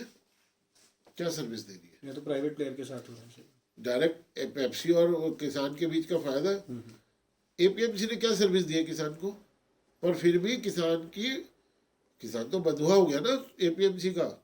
उसे तो 13% एपीएमसी के आगे चढ़ाना ही है भेंट। ये किस बात का टैक्स है? आप कहते हो एग्रीकल्चर इनकम पे टैक्स नहीं है, आपने तो उसको वहीं पे मार दिया, उसके रेवेन्यू में से 13% ले गए। ये नए कॉन्ट्रैक्ट में ये है कि वो कॉन्ट्रैक्ट पेप्सी को एपीएमसी के पास जाके रजिस्टर नहीं कराना पड़ेगा। और किसान 13% को बच जाएगा। है, वो 13% किसान का बच किसान गया। को बच जाएगा। ठीक है, इसमें अब वो 13% बचे या 10% बचे कि 3% वो पेप्सी को ठीक बच है, जाएगा, हाँ। वो तो नेगोशिएशन स्किल्स पे कट बच जाएगा। कट बच तो जाएगा। आम आदमी का कट बच जाएगा। दो तीन चीजें हैं। आप कहते हैं कॉन्ट्रैक्ट फार्मिंग 1986 से राजीव गांधी ने इंट्रोड्यूस की थी पेप्सी के थ्रू। और टी में तो उससे भी पहले से अच्छा, टी, कॉफी, ग्रेप्स और टोबैको, जो एपीएमसी के अंडर नहीं आता। टोबैको वो तो उससे भी पहले से। हाँ, ओके, ओके। देखिए, डर क्या है इस कॉन्ट्रैक्ट फार्मिंग का, मैं वो समझा देता हूँ आपको थोड़ा। अगर एग्रीमेंट स्टैंडर्डाइज नहीं होता तो ये कंपनीज बड़ी बड़ी हैं, इनके पास अपनी लीगल फोर्सेस हैं, अपनी मैन पावर है, तो ये एग्रीमेंट में कुछ भी ट्वीक करके फार्मर को डिसेबल कर सकते हैं उसके राइट से, नंबर 1। नंबर 2, और अगर डिस्प्यूट होता है तो उसकी कोई जुडिशियल इंटरवेंशन की बात सरकार ने कही नहीं है। ये भी एक बड़ा डर है इसके अंदर। मेरा एक सवाल, एक लास्ट सवाल हो रहा है, उसके बाद आप अपना जवाब दीजिएगा। तीसरा सवाल ये, कॉन्ट्रैक्ट फार्मिंग में जैसे आपने बताया मैकडोनाल्ड को टोमेटोज चाहिए, पेप्सी को अपने अपने आलू चाहिए, तो ये बड़े बड़े फार्मर्स के साथ ही कॉन्ट्रैक्ट कर सकते हैं। छोटा फार्मर जिसकी 1 बीघा जमीन है, 2 बीघा जमीन है, वो कैसे डायरेक्टली पेप्सी से मतलब कॉन्ट्रैक्ट करेगा, मैकडोनाल्ड से कॉन्ट्रैक्ट करेगा? सौरभ जी, मैं आपका लास्ट सवाल पहले ले लेता हूँ। जी आप मुझे ये कहना चाह रहे हैं कि भारत में कोई ऐसा किसान है जिसका एक खेत पंजाब में है, एक हरियाणा में, एक हिमाचल में, एक यूपी में, एक एमपी में, एक उड़ीसा में, एक बंगाल में, तो वो मैकडोनाल्ड के बंगाल यूनिट को बंगाल वाले खेत से टमाटर दे देगा, एमपी वाले यूनिट को एमपी से टमाटर दे देगा? ये आपका अर्थ है क्या कहने का? नहीं, हर एक एरिया में अपना एक पूंजीपति किसान है, एक बड़ा किसान है, एक छोटा किसान है। छोटे किसान की संख्या अच्छा, तो ज्यादा है। आप ये कहना चाह रहे हैं कि वो सिर्फ KFC MP, KFC sorry McDonald Madhya Pradesh, सिर्फ वो अकेला 800 टन टमाटर खरीद लेगा, ये कहना चाह रहे हैं नहीं, ये नहीं बात। जी आप सोच के देखो ना, क्या आप लॉजिस्टिक मेंटेन कर सकते हैं, वो भी पेरिशेबल गुड का? एक ही जगह से टमाटर खरीद के पूरे कश्मीर से कन्याकुमारी तक और गुजरात से असम तक भेजोगे, तो आप लोकल प्रोक्योरमेंट करोगे ना, और लोकल प्रोक्योरमेंट लोकल कंजम्पशन के हिसाब से करोगे ना, तो मैकडोनाल्ड किसी एक सेंटर पे मुश्किल से 10-20 टन टमाटर ही यूज कर पाएगा। ओके मैकडोनाल्ड के आप मान लो 1000 आउटलेट है, राइट, एग्जाम्पल के लिए मान लो 1000 ठीक है, आउटलेट है, ठीक है। और वो 1000 टन टमाटर साल में खर्च करता है, तो एक तो एक टन- आउटलेट में कितना हुआ जी? एक टन हुआ। 1 टन। वो भी एक दिन नहीं चाहिए। वो भी इकट्ठे एक दिन में नहीं चाहिए। जी, तो ये क्या लगा रखा बड़े किसान बड़े किसान? तो मतलब छोटे किसान भी इसमें शामिल हो सकते हैं, ये बात आप इसमें रख रहे आप हैं एक- विद सम लॉजिक एंड आप एक बात बताओ ना, दुनिया में बड़ी अपॉर्चुनिटीज है, जी आपका बेटा ही नहीं पढ़ता, वो इंजीनियर बनेगा? दुनिया में बहुत सारी अपॉर्चुनिटी, आप खुद ही आंख बंद करके बैठे हुए कुएं के मेंढक, तो आपको वो फायदा मिलेगा। ठीक तो जो किसान अलर्ट है, राइट, वो अभी तो वो ई का फायदा उठा चुका है बहुत, जो जागरूक है। जो जागरूक है। ठीक तो जरूरत जो किसानों को जागरूक करने की है, किसानों को बेचारा और बेसहारा बताने की नहीं है। चलिए, बेचारा बेसहारा से मेरे को आप स्टैंडर्डाइज एग्रीमेंट के बारे में कुछ बताइए कि ये देखिए, आपके मन में क्या इमेज है? पार्लियामेंट में क्या होता है जो आप डिबेट देखते हो, जो डिबेट यूट्यूब पे शेयर होते हैं, जिसमें एक दूसरे को गरिया रहे हैं, गर्म गर्म भाषा में बात कर नहीं, रहे आजकल तो मस्ती हैं, क्या मजाक भी चलता है? क्या यही इमेज है आपकी पार्लियामेंट में? का सॉरी सौरभ जी, पार्लियामेंट का असली जान है स्टैंडिंग कमेटी। ओके पार्लियामेंट की असली जान है स्टैंडिंग कमेटी। जो आप देखते हो, वो कहते हैं ना, हाथी के दांत खाने के और दिखाने के और, जो वो डिबेट, उन्हें, वो पॉलिटिशियन है, उनको पता है डिबेट टेलीकास्ट हो रही है, तो उन्हें पता है मेरे सपोर्टर को लगना चाहिए, मैंने उसकी बात जोर से रखी। ओके अगर ये इतनी लड़ाकू लोग होते तो देश नहीं चल रहा होता। स्टैंडिंग कमेटी में मैटर जब जाता है ना, बहुत सीरियसली डिस्कस होता है, और हर पार्टी को मैं सलाम करता हूँ, इंडियन पॉलिटिशियन की। आपके मन में इमेज खराब होगी, आप ढंग से समझो, हर पार्टी का पॉलिटिशियन स्पेशल कमेटी की मीटिंग को सीरियसली लेता है, अपने इनपुट देता है, एक्सपर्ट्स को बुलाता है, एक्सपर्ट्स को अच्छे से क्लास लगती है, ऐसे बनते हैं हमारे बिल, ऐसे देखिए नहीं। बिल और ये सजेशन अगर आया होता किसी भी स्टेज पे, राइट, तो ये उसमें इम्प्लीमेंट हो जाता। एक्सपर्ट कमेटी का अगर सजेशन आया होता, उसमें इम्प्लीमेंट हो जाता। किसी पॉलिटिशियन की तरफ से सजेशन आया होता, डिस्कस होता, डिबेट होता, और उसमें इंक्लूड हो जाता। अगर इसको नहीं इंक्लूड किया गया तो कोई स्ट्रॉन्ग रीजन सोचे गए होंगे, और अगर मान लीजिए फिर भी आपको लगता है बहुत अच्छा और इससे किसान का बहुत फायदा होगा, तो ये अमेंडमेंट हो सकता है। ओके अड़ियलपन नहीं होना चाहिए यहाँ पे। राइट, मेरे हिसाब से गलती वहां होगी जब अड़ियलपन होगी, नहीं हम तो नहीं हम तो नहीं डालेंगे स्टैंडर्ड कॉन्ट्रैक्ट। नहीं, क्योंकि ये बिल्कुल सही बात है, अगर एग्रीमेंट स्टैंडर्ड नहीं होगा तो इसका फायदा उठा सकते हैं, और वही चीज़ है कि अगर अगर अमेंडमेंट करके इसे कर सके तो करना चाहिए, नहीं, क्योंकि आपको ये एक लूपहोल बन सकता है नहीं, सिस्टम नहीं, मैंने आपको एक चीज बताई, आप ध्यान रखिए, जो काम आपके यहाँ 86 से हो रहा है, उसका ट्रैक रिकॉर्ड आपके पास है, उसमें स्टैंडर्ड कॉन्ट्रैक्ट की जरूरत नहीं महसूस की गई होगी, इसलिए नहीं रखा। भाई आपने सुना, आपको आज मेरे से शायद पता चला है कि पेप्सी कॉन्ट्रैक्ट फार्मिंग करती है आलू की। ठीक बात, आपने कोई मुकदमा सुना पेप्सी और किसान के बीच में? अभी मेरे पेप्सी ने ध्यान डाला में हो नहीं किसान पे, या किसान ने डाला हो पेप्सी पे? नहीं है ध्यान में अभी। नेस्ले के साथ हुआ हो झगड़ा, मैकडोनाल्ड के साथ हुआ हो, सुना? तो नई जरूरत महसूस की होगी। 86 से 2020 कितने साल हो गए? ठीक है, 34 ईयर्स हो गए। 34 साल में नहीं जरूरत महसूस हुई होगी तो नहीं रखा। आप कहते हो बहुत जरूरी है तो रख लेते हैं। नहीं देखिए, अड़ियलपन कोई दिखाए वो गलत है। एक चीज़ है, मेरा तीसरा प्रश्न भी इससे आप समझ जाएंगे, जो डिस्प्यूट रेजोल्यूशन को लेकर है। 1986 में आप कहते हैं कॉन्ट्रैक्ट फार्मिंग शुरू हो गई थी, तभी बिल नहीं था, तो एक बड़े पैमाने पे नहीं हो रही थी। मैं इसको ऐसे मान लेता हूँ, जब ये बिल आ जाएगा तो ये एक अपॉर्चुनिटी खुल जाएगी सबके लिए, बड़े पैमाने पे होगी। भारत में कॉन्ट्रैक्ट फार्मिंग बड़े पैमाने पे है, आप गलत फहमी में है। ओके, आप एक बात बताइए, कॉन्ट्रैक्ट फार्मिंग ना जनरली कमर्शियल क्रॉप्स में होती है, कैश क्रॉप्स में होती है, ठीक है, जो सीधा खेत से निकल के सीधा फैक्ट्री में जाती है।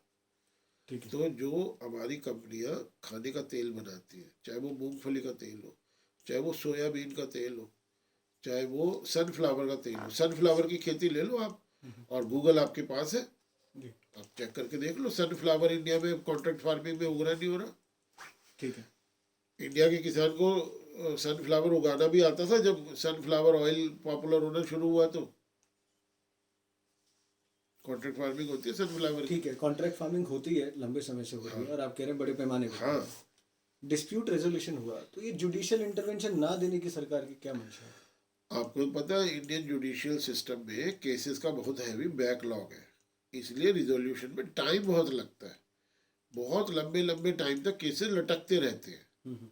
ठीक है, मैं तो ये सोचता हूँ अगर ये जिसमें जुडिशियल होता तो कहते हैं कि जुडिशियल कर दिया, विरोध तो आप अगर आपको ट्रुथ मैन्युफैक्चर ही करना है सौरभ जी, तो आप किसी चीज पे कर सकते हो, फिर आप कहते हैं जुडिशियल कर दिया। और एक बात आप ध्यान रखें, इंडिया के कॉन्स्टिट्यूशन में जुडिशरी इंडिपेंडेंट है, और कानून बनाते हो आप ये लिख दो कि इसमें कानून के मंदिर की नहीं चलेगी, इसमें कानून न्यायालय दखल ही नहीं दे सकता। ये संभव है क्या आपके कॉन्स्टिट्यूशन में?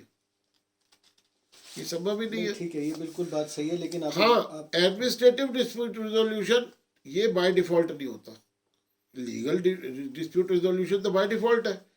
ठीक है भाई आप मान लो किसी से कॉन्ट्रैक्ट करो और वो आपको टाइम पे डिलीवरी ना दे, ठीक है, तो आप क्या दाऊद को फोन करोगे? करते हो? नहीं ऐसा नहीं है, तो आप एक प्रोसेस है जुडिशरी का जिसे हम तो फॉलो करते हैं। क्या उस कॉन्ट्रैक्ट में लिखा हुआ था कि आप कोर्ट जा सकते हो? अरे कॉन्ट्रैक्ट तो वही नहीं था, जबानी बात हुई थी, तो भी आप कोर्ट जा सकते हो ना। बिल्कुल बिल्कुल राइट है। तो कोर्ट को कौन निकाल सकता है कानून में से? नहीं देखिए, जब आप स्पीडी डिस्प्यूट रिजोल्यूशन के लिए ये प्रोविजन किया गया है। ठीक है, ठीक है, बट अगर ऐसा अमेंडमेंट चाह रहे हैं किसान, अगर ऐसी वो बात मांग उठा देखिए, रहे हैं, तो इसमें बुरा मेरे ही क्या ख्याल है? से तो शायद इस पे बयान आ चुका है कि हम कर देंगे ऐसा अमेंडमेंट, लिखित में भी आश्वासन देने को तैयार है। पर मेरा कहना ये है कि बिना अमेंडमेंट के भी किसान के पास वो राइट है, वो राइट था, है और रहेगा, वो राइट को ले नहीं सकता।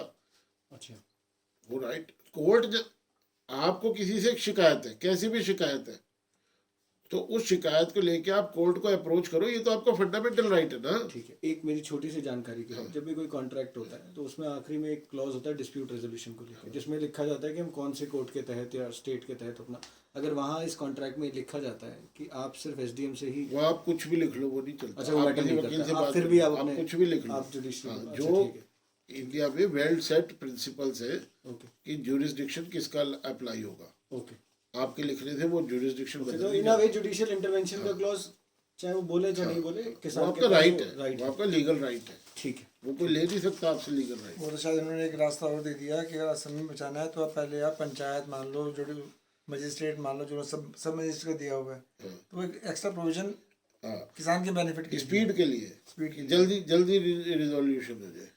सर मुझे एक चीज़ और जाननी थी कि जो 3 महीने इतने टाइम से किसान का आंदोलन चल रहा है और लोग सर्दी में और बरसात में बाहर बैठकर अपनी तपस्या कर रहे हैं, उनकी से 3 मांगे, तीनों जो कानून है वो काले कानून है, उनको वापस लेना चाहिए, ये किसान विरोधी है और पूंजीपतियों के लिए फ़ायदेमंद है। तो ये चीज़ें बहुत कंफ्यूज कर रही हैं कि क्या सही और क्या गलत। अच्छा, देखिए जहाँ तक मुझे लगता है 2 कानूनों पे तो शायद हमारी बात हो चुकी है अब तक, नहीं, वो इन तीन से अलग है। प्राइवेट मंडी, अच्छा जो हमने बात करी प्राइवेट मंडी खोलने के जी, बाद, जी और उसका पूरा इतिहास की 2003 से ये बात पार्लियामेंट में आ गई है, और 1983 से डिमांड हो गई थी जी, एक्टिविस्ट के द्वारा, और 2003 में पार्लियामेंट ने एक्सेप्ट कर लिया था। जी, तो वो हमारी बात हो चुकी है प्राइवेट मंडी वाली, और अभी कॉन्ट्रैक्ट फार्मिंग वाली भी बात हो चुकी है। जी, तो तीसरा बिल ही तो रह गया ना, एसेंशियल कमोडिटी वाला, उसी की चर्चा कर लेते हैं। ठीक है। और या पहले आप देख लीजिए कि आपको कॉन्ट्रैक्ट फार्मिंग और प्राइवेट मंडी वाले पे कोई और प्रश्न पूछना है, उसके बाद में एसेंशियल कमोडिटी वाले देखिए एपीएमसी में आपने जवाब दिया कि कंपटीशन हेल्दी होगा तो सब ठीक है। Survival of the fittest. Survival of the fittest है। कॉन्ट्रैक्ट फार्मिंग में आप कहते हैं कि स्टैंडर्डाइज एग्रीमेंट की मांग रखते हैं तो सरकार कौन सा अड़ियल है। अगर वो तैयार है अमेंडमेंट करने में तो कोई इशू नहीं है। डिस्प्यूट रेजोल्यूशन में बाय डिफॉल्ट जुडिशियल इंटरवेंशन मिलता है, और अगर नहीं है और वो चाहते हैं कि इसको लिख दिया जाए तो भी सरकार को अड़ियलपंथा नहीं होना चाहिए इस चीज में। तो ये दो बिल का आपने सही से समझाया। और सरकार ने लिखी तो सुप्रीम कोर्ट बोल देगा, ठीक है, हाँ, वो तो कह देगा ये गलत, it is bad law drafted wrongly, वो सुप्रीम कोर्ट ऐड कर देगा ये क्लॉज तो। ठीक है, ठीक है। तो आपका कहना ये है कि आपकी समझ किसान नेताओं से ज़्यादा है। मेरे प्रश्न का जो था कि तीनों कैलाश जी, मैं जो आपका ये कानून है, सवाल जरूर लूंगा, पर वो असेंशियल कमोडिटीज वाला एक्ट अभी रह गया। उस पर हम जरूर आएंगे, एसेंशियल कमोडिटीज पर हम जरूर आएंगे। लेकिन एक चीज जो बहुत इंपॉर्टेंट है, कैलाश जी जो ये प्रश्न उठाना चाह रहे हैं वो ये जी कि जो उनकी बहुत अड़ियल डिमांड है कि वो बात सुनना नहीं चाहते हैं। उनका ये कहना है कि तीनों काले कानून वापस होने चाहिए और ये पूंजीपतियों के फायदे के लिए। देखिए, मैं एक इंडिपेंडेंट ऑब्जर्वर हूँ, मैं अपने स्टडी रूम में रहने वाला और चीज़ों यही वो कहना चाह रहे हैं कि आप किसान नेता से भी ज़्यादा किसान नेता से है। मैं ये कहना चाह रहा हूँ कि मैं किसी को अड़ियल का टैग नहीं देना चाहता, ना किसानों को ना सरकार को। सर मेरा ये कहना है, तो हाँ सर मेरा ये कहना है कि वो किसान है, वो ज़मीन हकीकत देखते हैं। आपने अभी भी कहा कि आप अपने दायरे में इन चीज़ों को ऑब्जर्व कर रहे हैं या समझ रहे हैं, तो आपका ये कहना है कि आप उनसे ज़्यादा समझदार हैं। मैं थोड़ा सा आपसे एक प्रश्न पूछना चाहता हूँ। सूरज जी, आप चश्मा लगाते हैं जी, इसका नंबर तो आप ही ने खुद ही तय किया होगा? नहीं जी, डॉक्टर ने तय किया, जिसने चेक किया उसी ने तय किया। आंखें आपकी है भाई, ठीक बात है। आप पॉइंट क्या कहना चाह रहे हैं इससे? एक बार पॉइंट एक बार। आंखें आपकी है, तकलीफ आपकी है, आपकी मर्जी, जिस मर्जी नंबर का चश्मा लगाओ। मर्ज मेरा है, दवा तो डॉक्टर ही देगा। तो आपने मेरे सवाल का जवाब दे दिया, ठीक है, ठीक है। तो ये तो वो वाली बात हुई भी, स्टूडेंट ये वीक है और इसी को पता है ये क्यों वीक है, और ये खुद ठीक भी कर लेगा। टीचर तो गलत है जो इसे बोल रहा नहीं बेटा ऐसे पढ़। तो प्रॉब्लम स्टूडेंट की है, वो अपनी प्रॉब्लम जानता है कि उसे इंग्लिश ठीक से बोली नहीं जाती। क्यों नहीं बोली जाती ये वो नहीं जानता, और कैसे बोल पाएगा वो ठीक से इंग्लिश ये भी वो नहीं जानता। ये कौन जानता है? टीचर उस चीज का एक एक्सपर्ट है। आपको जी मैं ज्योग्राफी का टीचर भेज देता हूँ, इंग्लिश सिखा देगा? हर चीज का कोई एक्सपर्ट होता है, राइट? ठीक है। मरीज को अपनी बीमारी तो जरूर पता है, उसे तकलीफें सारी पता है, यहाँ दर्द हो रहा है, यहाँ ये खाना नहीं पच रहा और डकारे आ रही है, उसका इलाज उसे नहीं पता होता है। आपकी नज़र में आप वो टीचर हैं? कोशिश करते हैं, कोशिश कर रहे हैं पढ़ने की, स्टडी की है। और मैं नहीं बोल रहा हूँ ये बातें, मैं नहीं बोल रहा हूँ। ठीक है। मेरे शरद जोशी नाम के एक बहुत दूरदृष्टि वाले किसान नेता हुए, और मैं काफ़ी समय से अभी इस मुद्दे की वजह से नहीं, मैं काफ़ी समय से शरद जोशी को फॉलो कर रहा हूँ। शरद जोशी की मृत्यु मेरे हिसाब से बहुत दुर्भाग्यपूर्ण घटना है, उनके किए हुए काम। और मुझे ये भी पता है उनका मजाक भी उड़ाया जाता था, जीन्स वाला किसान कह के। जी, जीन्स वाला किसान। हाँ, और मैं चाहूँगा कि आप उनके ऊपर एक वीडियो कीजिए, ओके, और आप एक फील्ड टूर कीजिए इंडिजेंस का। उस इलाके में जाइए जहाँ शरद जोशी लीडर थे, किसानों ने उनकी बात मानी, और आप देखिए उन किसानों के जीवन में कितना फर्क है। आज वहाँ का किसान एजुकेशन की वैल्यू कितनी समझता है, आज वहाँ का किसान कितना जो है बैंकिंग सेक्टर से जुड़ा हुआ है, वो अपने अकाउंट खुलवाता है। ये जनधन योजना से पहले, बहुत पहले शरद जोशी ने किसानों को कहा बैंक में जाओ, अपना अकाउंट खुलाओ, लोन लेना है बैंक से लो, महाजन से मत लो, साहूकार से मत लो। आपका मतलब शेतकारी संगठन? हाँ जी, शेतकारी संगठन वाले, जी जी, जो शरद जोशी। ओके। शरद जोशी की कोई 2 बातें या 3 बातें जो आपको लगती हैं कि उन्होंने किसानों के हक के लिए कही और किसानों को अब शायद जानकारी नहीं है? मुझे उनकी बात बड़े अच्छे से याद है, जो वो कहते थे कि न किसान बेचारा है न बेसहारा है, वो तो एपीएमसी एक्ट का मारा है। ठीक है, ठीक है। दूसरी बात वो कहते थे financial and economic freedom of farmer. Okay. आप उसे फाइनेंशियल फ्रीडम तो दो, आप उसे इंश्योरेंस तो दो, उसकी उसकी फसल सूखे या बाढ़ की वजह से खराब हो गई, वो कर्जा लेगा। अब बैंकिंग चैनल से उसे कर्जा नहीं मिलता है, क्यों नहीं मिलता है? क्योंकि क्रॉप की security is not a good security. आज बैंक ने फसल की सिक्योरिटी पे लोन दे दिया, कल को वो फसल जो है खराब हो गई, बारिश से ज़्यादा बारिश हो गई, बाढ़ आ गई, सूखा पड़ गया, बैंक का लोन कौन वापस करेगा? ठीक बात है। ये उसकी मजबूरी है कि जो मनी लेंडर पे जाता है, ये उसकी मजबूरी ठीक है। है ना। और हाँ, ये उसकी मजबूरी है कि वो मनी लेंडर पे जाता है, तो इसलिए उन्होंने मांगी financial freedom, economic freedom, freedom to trade. वो उसी एपीएमसी में क्यों जाए? आड़तियों के उसी गुटके से क्यों ठगे? वो क्यों अपना माल जो है, महाराष्ट्र का माल, महाराष्ट्र में नासिक में प्याज बहुत ज़्यादा होती है, दिल्ली में उसकी शॉर्टेज है, दिल्ली में रेट 80 रुपये हो रहे हैं और नासिक में वो 10 रुपये बिक रही है, वो क्यों नहीं अपनी प्याज ला के दिल्ली बेच सकता है? दिल्ली के व्यापारी को क्यों नहीं बेच सकता है? ये उन्होंने मांगी इकोनॉमिक फ्रीडम, और किसी ने नहीं सुनी उनकी। बड़े दुख के साथ कहना पड़ता है सौरभ जी कि पिछली सरकारों ने उनकी बिल्कुल नहीं सुनी, और आज उसकी पता है उसका नतीजा क्या है? आज एक सर्वे हुआ डाउन टू अर्थ ने, और हाँ, वैसे मैं किसी का नाम नहीं लेता, पर यहाँ मैं मजबूर हूँ। आप जब आप कोई आंकड़े बोलते हैं तो आप सोर्सेज का नाम ले सकते हैं। CSDS नाम सुना आपने? बिल्कुल। Centre for studies of developing societies, ठीक है।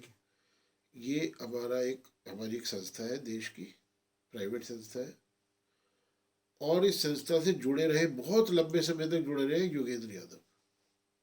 योगेंद्र यादव। हाँ जी, स्वराज इंडिया में जो आज जो किसान बढ़ चढ़ के जो किसान आंदोलन के सामने दिख रहे हैं हमको, योगेंद्र यादव इस संस्था से बहुत लंबे समय तक जुड़े रहे, बहुत लंबे समय तक, और यहाँ पे फ्यूचर के लिए एक्टिविस्ट और थिंकर भी तैयार किए जाते हैं, और योगेंद्र यादव जी उनको पढ़ाते भी हैं। ठीक है। मैं आपको जो रिपोर्ट में आप बताने वाला हूँ वो CSDS की रिपोर्ट है, इसलिए मैंने योगेंद्र जी का नाम लिया, वैसे मैं जनरली नाम नहीं लेता। ठीक है। CSDS और लोक नीति ने मिलकर एक सर्वे किया, जो कि आपके शायद बिजनेस स्टैंडर्ड में पब्लिश हुआ और डाउन टू अर्थ वेबसाइट पे पब्लिश हुआ। उस सर्वे का नतीजा ये है कि हर 4 में से 3 किसान खेती छोड़ना चाहते हैं। 4 में से 3 किसान, 75% किसान खेती छोड़ना चाहते हैं, कहते हैं मुझे कोई और रोजगार मिल जाए तो मैं छोड़ दूँ इसको।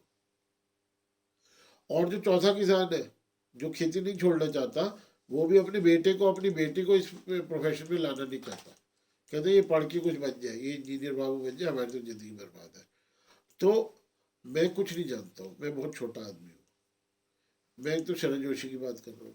और दूसरा, अगर ये किसान नेता वाकई इस मर्ज का इलाज जानते होते तो क्या किसानों की आज ये दुर्दशा होती, क्या आज ये हालत होती?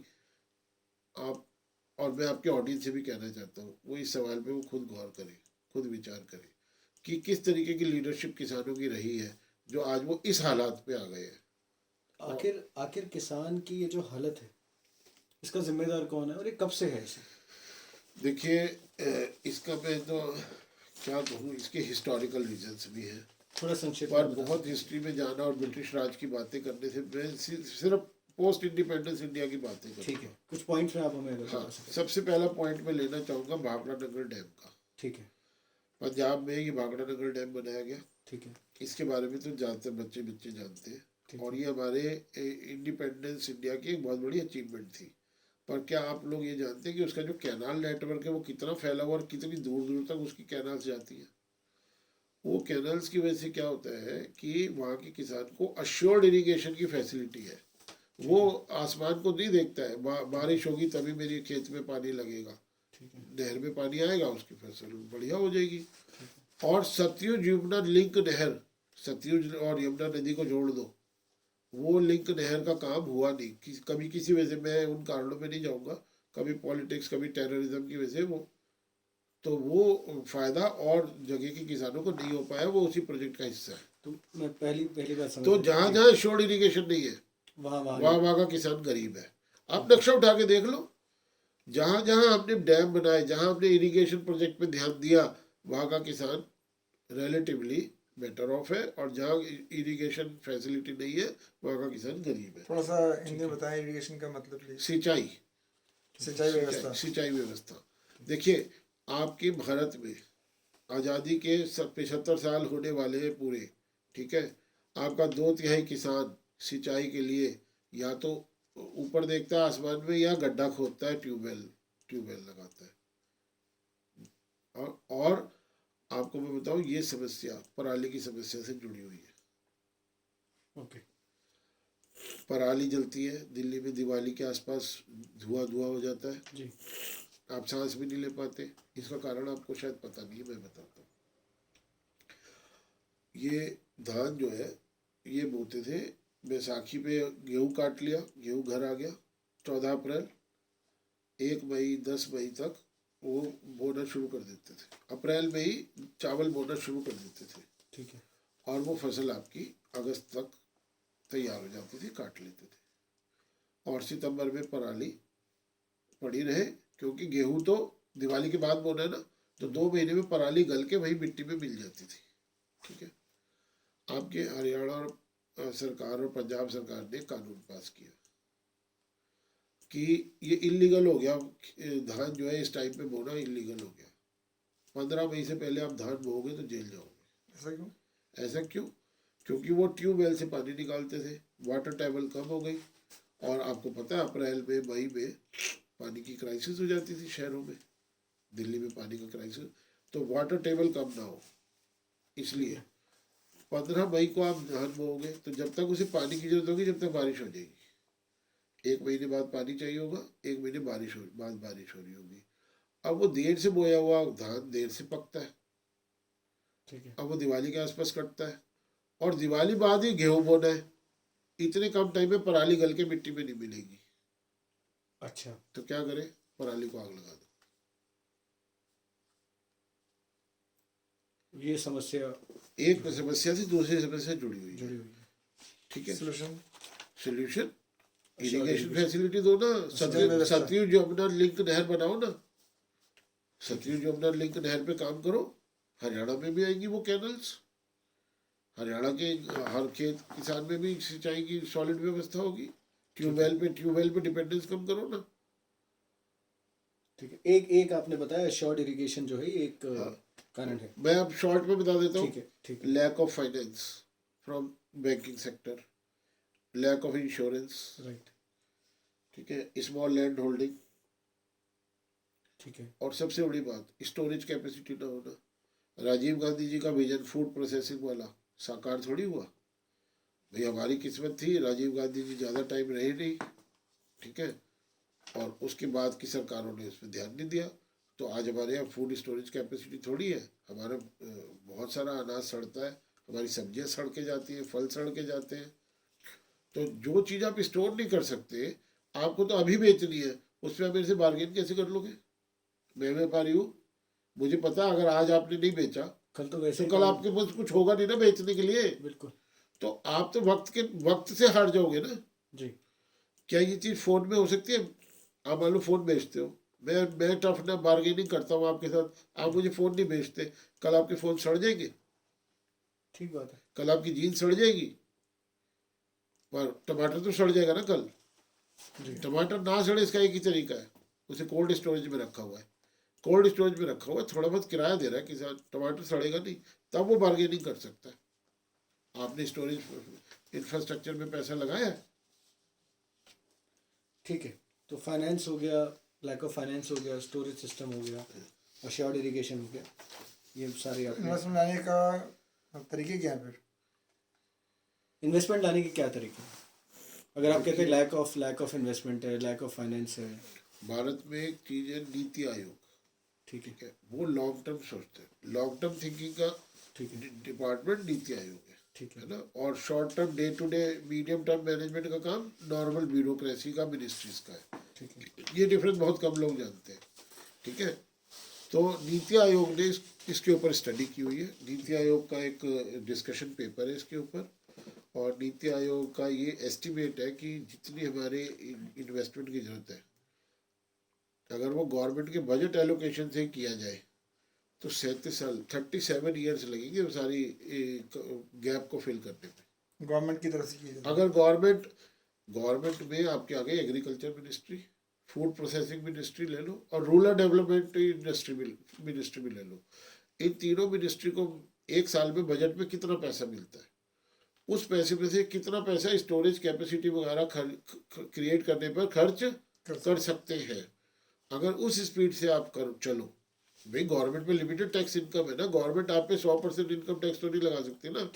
तो अगर उस स्पीड से इन्वेस्टमेंट किया जाए तो 37 ईयर्स लगेंगे आज की कमी पूरी, आज के गड्ढे भरने के लिए। इतने बड़े बड़े गड्ढे बनाए हमने पिछले 70 साल में। तो आप सोचो कि अगर सिर्फ गवर्नमेंट सेक्टर के इन्वेस्टमेंट से सारी समस्याएं दूर हो जाएगी, नहीं होने वाली। हाँ, इंश्योरेंस में पिछले 6 साल में बहुत बढ़िया काम हुआ है। करीब 32,000 करोड़ के क्लेम किसानों को दिए गए हैं और उसने बहुत सारे किसानों को गरीबी की रेखा से नीचे जाने से रोका है। और इंश्योरेंस में बहुत तेजी से काम चल रहा है और इंश्योरेंस जनरल शायद पूरी इंडिया में किसानों को अवेलेबल बड़ी जल्दी हो जाएगी। और ये मोदी जी ने शायद किसी घोषणा पत्र में भी बोला है कि 2022 तक सारे किसान इंश्योरेंस कवर में आ जाएंगे। ओके, तो ये भी 2022 का एक एक टारगेट है। अच्छा, इंश्योरेंस में बहुत काम हुआ है। अब रह गए जो है गवर्नमेंट का इन्वेस्टमेंट क्या कर सकता है आपको बता दिया। तो दूसरी चीज रह गई प्राइवेट इन्वेस्टमेंट। प्राइवेट इन्वेस्टमेंट के लिए आपको एक तो माहौल बनाना है, ठीक है, और दूसरा एनेबलिंग लॉज बनाने, राइट। और प्राइवेट इन्वेस्टमेंट मैं आपको एक बात बताऊं, आपको मैंने कहा था राजीव गांधी की, मैं आपको 3 बातें बताऊंगा, आप मुरीद हो जाओगे। आपने 2 के बाद तीसरी बात पूछी नहीं मेरे। हम आपकी बातों में ही रहेगा जी, बताइए। पहली बात मैंने बताई थी कंप्यूटर, और उससे बड़ी बात फूड प्रोसेसिंग, और उससे भी बड़ी बात चेंज ऑफ माइंडसेट। हिंदुस्तान के माइंडसेट में सोशलिज्म इतना ज्यादा भरा हुआ था कि हिंदुस्तान में ही मानते थे प्राइवेट मीन्स इविल। प्राइवेट मतलब बुरा बुरा बुरा, शातिर, शैतान, दुष्ट, प्राइवेट। और इस बात में भी तो राजीव गांधी ने आपका माइंडसेट बदला है कि private is not evil, private को मौका तो दो। ये जो प्राइवेट मुनाफाखोर है, अब मेरे एक सवाल को पूरा करने दीजिए। ये होर्डिंग और ब्लैक मार्केटिंग से तो कमाते हैं, जैसा आपने बोला कि ऐसा माहौल पैदा करना पड़ेगा। तो इसी बात पर तीसरे बिल पर आ जाते हैं, एसेंशियल कमोडिटीज वाले पर। ठीक है, एसेंशियल कमोडिटीज एक्ट में हम कुछ चीज़ों को उस लिस्ट से बाहर कर रहे हैं। तो इसका मतलब आप होल्ड कर सकते हो, आप उसको इकट्ठा कर सकते हो और ब्लैक मार्केटिंग भी कर सकते हो। तो यही तो नहीं है कि वो एनेबलिंग रूट जो आप कह रहे हो, जिससे प्राइवेट इन्वेस्टमेंट भी आई और उनको एनेबलिंग रूट तो दे ही दिया गवर्नमेंट ने। ठीक है। देखिए सौरभ जी, मैं इस सवाल का जवाब आपको एक व्यक्तिगत बात से दूंगा। मेरे फादर चार्टर्ड अकाउंटेंट थे और वो बिल्कुल 1 रुपया भी रिश्वत देने में यकीन नहीं रखते थे, ठीक है। और आप समझ सकते हैं चार्टर्ड अकाउंटेंट के लिए फोन की क्या इंपॉर्टेंस होती है, समझ सकते हैं, ठीक है। उन्होंने उस साल टेलीफोन के लिए अप्लाई किया था जिस साल मेरा जन्म हुआ था, ओके। और पता है उनके ऑफिस में और हमारे घर पे टेलीफोन कब लगा था? जिस साल में 12th में था। अच्छा, ठीक है। अप्लाई करने के 16 साल बाद हमारे यहाँ टेलीफोन लगा था, क्योंकि उन्होंने किसी को रिश्वत नहीं दी, 1 रुपये भी रिश्वत नहीं दी, ठीक है। आज अगर आपको फोन कर जरूरत हो, आपको बिजनेस करते हो, आपको मान लो फोन लगवाना हो अपने ऑफिस में, कितनी देर लगती है? नहीं तो दिनों की तो बात नहीं, सालों की तो बात नहीं, अब तो घंटों की बात है, शायद मिनटों में लगा जाते हैं, बिल्कुल, है ना, बिल्कुल। और कोई इफ और बट होता है? बिल्कुल नहीं। अच्छा, रिश्वत खिलानी पड़ती है क्या किसी को? नहीं। तो हमें 16 साल क्यों लगे? कोई प्राइवेट टेलीफोन ऑपरेटर नहीं था, क्योंकि देश का कानून था, क्योंकि देश का माइंडसेट था, evil evil, private is evil, private is evil, ये देश का माइंडसेट था। तो मुझे याद है उसमें जितनी फोन की कीमत होती थी उससे 2-3 गुना हमें एक्स्ट्रा देने पड़ते थे। हाँ जी। और मैं बाई चांस मैं 1986 में ही 12th कर रहा था, जब ये पेप्सी का तभी मैं 16 साल का था, ठीक है। और तभी फोन लगा था, ठीक। MTNL महानगर टेलीफोन लिमिटेड को बनाना और उसे कैपिटल देके बहुत तेजी से एक्सपेंड करने का काम राजीव गांधी जी के टाइम में हुआ था, ठीक है। तो अब आप बता दो, आपने कहा होल्डिंग कर सकते हैं, प्रॉफिटियर्स कर सकते हैं, बिल्कुल। कर सकते हैं, थ्योरी, इन थ्योरी यस। क्या कर पाएंगे और करेंगे तो क्या सक्सेसफुल हो पाएंगे? इसके लिए ना आपको कुछ डेटा चाहिए, ठीक है। इसके लिए आपको कुछ डेटा चाहिए। तो मैं आपके ऑडियंस से भी रिक्वेस्ट करूंगा ठीक कि है। ये डेटा चाहे तो वो पेन लेके नोट कर ले। नहीं, हम ये जो भी आप डेटा कहेंगे इस वीडियो के दौरान, हम डिस्क्रिप्शन में लिंक्स के साथ अच्छा। जरूर देंगे। तो मैं 3 चीज़ों का डेटा आपके साथ शेयर करूंगा। ठीक है। एक है वीट, एक राइस और एक पल्सेस। ओके। ठीक है। और आपको खुद मैं पॉपुलेशन भी बताऊंगा। पहली फिगर है मेरे पे 1955 की, जब ये एसेंशियल कमोडिटीज एक्ट आया था। आया था। ठीक है। आपने उसी पे सवाल पूछा बिल्कुल ना, तो मैं बिल्कुल वही डेटा बिल्कुल लेके आया हूँ ना। बिल्कुल बिल्कुल। तो 1955 में हमारा टोटल वीट प्रोडक्शन था 10 मिलियन टन। 10 मिलियन टन आप समझ लीजिए 1 करोड़ टन। ठीक है। और हमारी आबादी थी 40 करोड़। मैंने राउंड ऑफ कर दिया। ठीक है। हाँ, ठीक है। 40 करोड़। ठीक है। तो आप बताओ प्रति व्यक्ति कितना अनाज है आपके, कितना गेहूं है? 1 करोड़ टन और 40 करोड़ की आबादी। ठीक तो है। 1 टन में 40 लोग खाएंगे, ठीक है। 1000 किलो में 40 लोग खाएंगे। ठीक है। एक आदमी का कितना हुआ? 25 किलो। ठीक है। क्या एक आदमी एक साल में 25 किलो ही गेहूं का आटा खाता है? यह संभव है। असम, मतलब शॉर्टेज है, बहुत शॉर्ट है। शॉर्टेज है ना। ठीक है। इसे 60% शॉर्टेज कहेंगे, 60% शॉर्टेज। ठीक है। ठीक है। आज 2020 में हमारा प्रोडक्शन है 100 मिलियन टन, वीट। यानी 10 करोड़ टन। ओके। हमारी आबादी कितनी है? लगभग 100।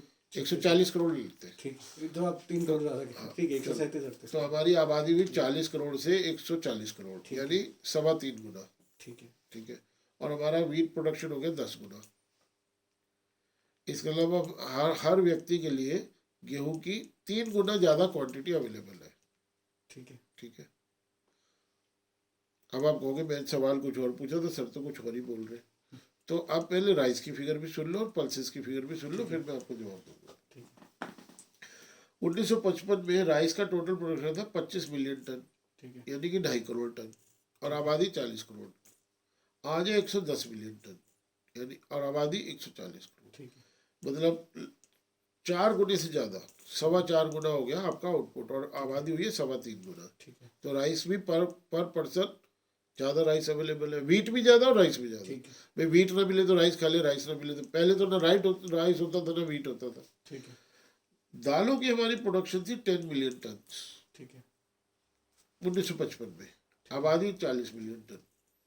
आबादी 40 करोड़। मतलब गेहूं और दालों का लगभग एक ठीक है। बराबर ठीक है। प्रोडक्शन था। ठीक है। और ये 10 मिलियन टन से आज हो गई 35 मिलियन टन, और कंजम्पशन है हमारी 29 या 30 मिलियन टन। तो सरप्लस हो गया दाल, अगेन कंजम्पशन से ज़्यादा हो गया। कंजम्पशन से ज़्यादा हो गया, राइट। ठीक है।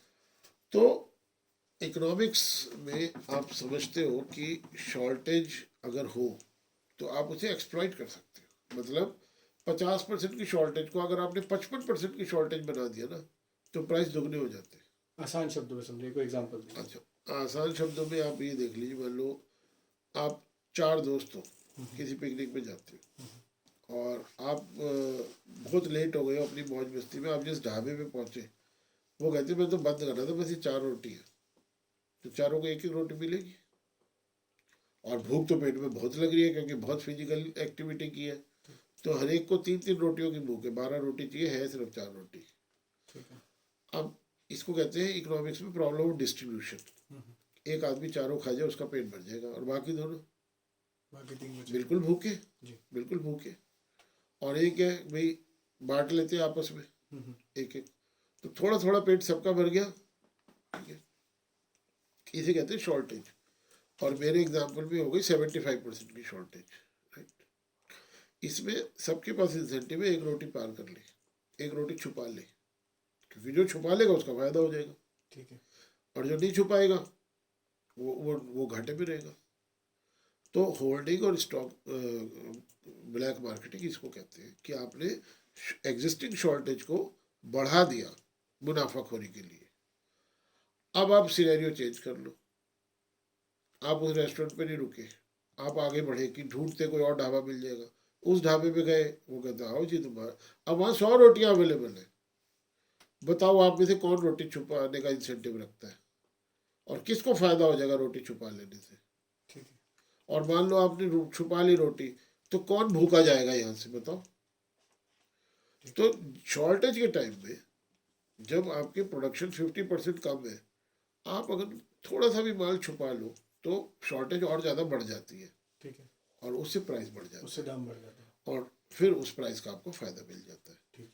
चाहे आपका स्टोर क्या, वो माल सड़ के चला जाए तो भी आप प्रॉफिट में रहते हो, पता है आपको ये बात, क्योंकि जो बेचा आपने वो कई गुना ज़्यादा रेट पे बेचा, ठीक है। तो जो स्टॉक किया था वो सड़ गया तो भी उसका कॉस्ट निकल आएगी। कुछ हिस्सा सड़ गया तो भी स्टॉक निकल आएगा। ठीक है। अब यहाँ तो ओवर प्रोडक्शन हो रखा है, तो उस समय शॉर्टेज को कोई आर्टिफिशियली बढ़ाए ना, इसलिए असेंशियल कमोडिटीज एक्ट बहुत जरूरी था। ओके, स्कार्सिटी थी इसलिए इसलिए था जरूरी। आज तो शॉर्टेज ही नहीं है, ठीक है। आज तो प्रॉब्लम उल्टी है, आज सरप्लस है। सरप्लस है, गोडाउनों में जगह नहीं है, खुले में ओपन में गेहूं स्टोर करते हैं, बारिश हो जाती है सड़ जाता है गेहूं, आपने देखी नहीं ऐसी फोटो, बिल्कुल। कितना दिल को दर्द होता है। मैं एक चीज़ जानना चाहता हूँ, जैसे अभी गवर्नमेंट जो कानून लाए हैं एसेंशियल गुड का भी, और जितने भी प्राइवेट आएंगे लोग, वो अपने स्टोरेज कैपेसिटी बढ़ा सकते हैं, स्टोरेज कर सकते हैं, राइट।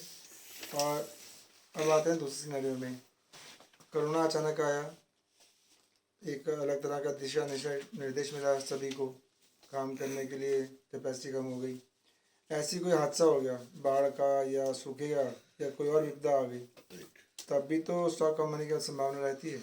उस टाइम पर क्या इसका क्या असर पड़ेगा, कैसे रोकथाम होगी?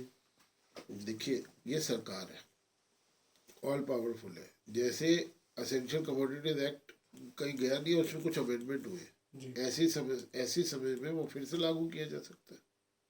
वही तो ठीक मंशा है। है दूसरी कि- बात, हाँ, दूसरी बात, हमने इसका बड़ा अच्छा सोल्यूशन ऑलरेडी निकाला हुआ है, हमारे पास बफर स्टॉक है, हमारे पास इतना बफर स्टॉक है कि अगर आपकी 100% क्रॉप फेलियर हो जाए, 100% क्रॉप फेलियर हो जाए, तो भी हमें एक दाना अनाज विदेशों से खरीदना ना पड़े। ओके, इतना इसे surplus बफर, है। हाँ, एफसीआई के गोदामों में इतना अनाज भरा हुआ है, गेहूं भी, चावल भी, दालें भी, चना भी, हमें आपको किसी चीज की कोई कमी नहीं पर है। जहाँ और तक- जी। आप बहुत दूर क्यों जाते हो, हम्म, कोरोना में 140 करोड़ में से 80 करोड़ आबादी को फ्री राशन मिल रहा है ना, ठीक है, तो ये सरप्लस के मिल रहा है ना, 1 अप्रैल को मिलना शुरू हुआ है और 30 नवंबर तक मिला है ना। कहाँ से मिला?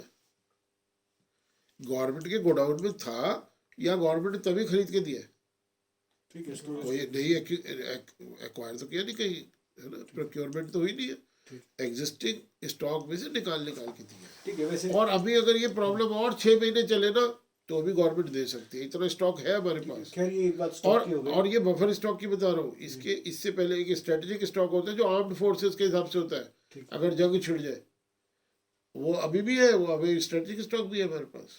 ठीक है। पर कैलाश जी, ये जो एक्ट है ना, इसमें ये बात कह दी गई है कि अभी कभी कोई फैमाइन आता है या कोई जंग का माहौल बनता है, तो उस दौरान ये इसमें लिस्ट में वापस भी लाया जा सकता है। तो खैर ये इतना बड़ा मुद्दा नहीं, जमाखोरी एक बहुत बड़ा मुद्दा होता है इसमें। बताओ ना, आप जिस रेस्टोरेंट में 100 रोटी अवेलेबल है और आप 4 लोग खाने वाले हो, कौन करेगा जमाखोरी? और कर लोगे तो क्या मिल जाएगा आपको? ठीक है। तो जमाखोरी शॉर्टेज की प्रॉब्लम है। आप एक बात बताओ ना, आप तो उस उम्र में हो, मेरी उम्र के हो कैलाश जी, जब फिल्मों की टिकट ब्लैक हुआ करती थी, मल्टीप्लेक्स नहीं होते थे, फिल्में बहुत थोड़े से थिएटर होते थे, देखने वाले बहुत ज़्यादा है, सीटें बहुत कम है, होती थी ना ब्लैक। आज की जनरेशन को तो ये बात भी सुन के अजीब लग रहा होगा कि फिल्म की टिकट ब्लैक में 200 वाली टिकट 500 रुपये दे के खरीदनी पड़े। मैं अपनी ऑडियंस से पूछता हूँ, आपने खरीदी है कभी ऐसे ब्लैक में टिकट?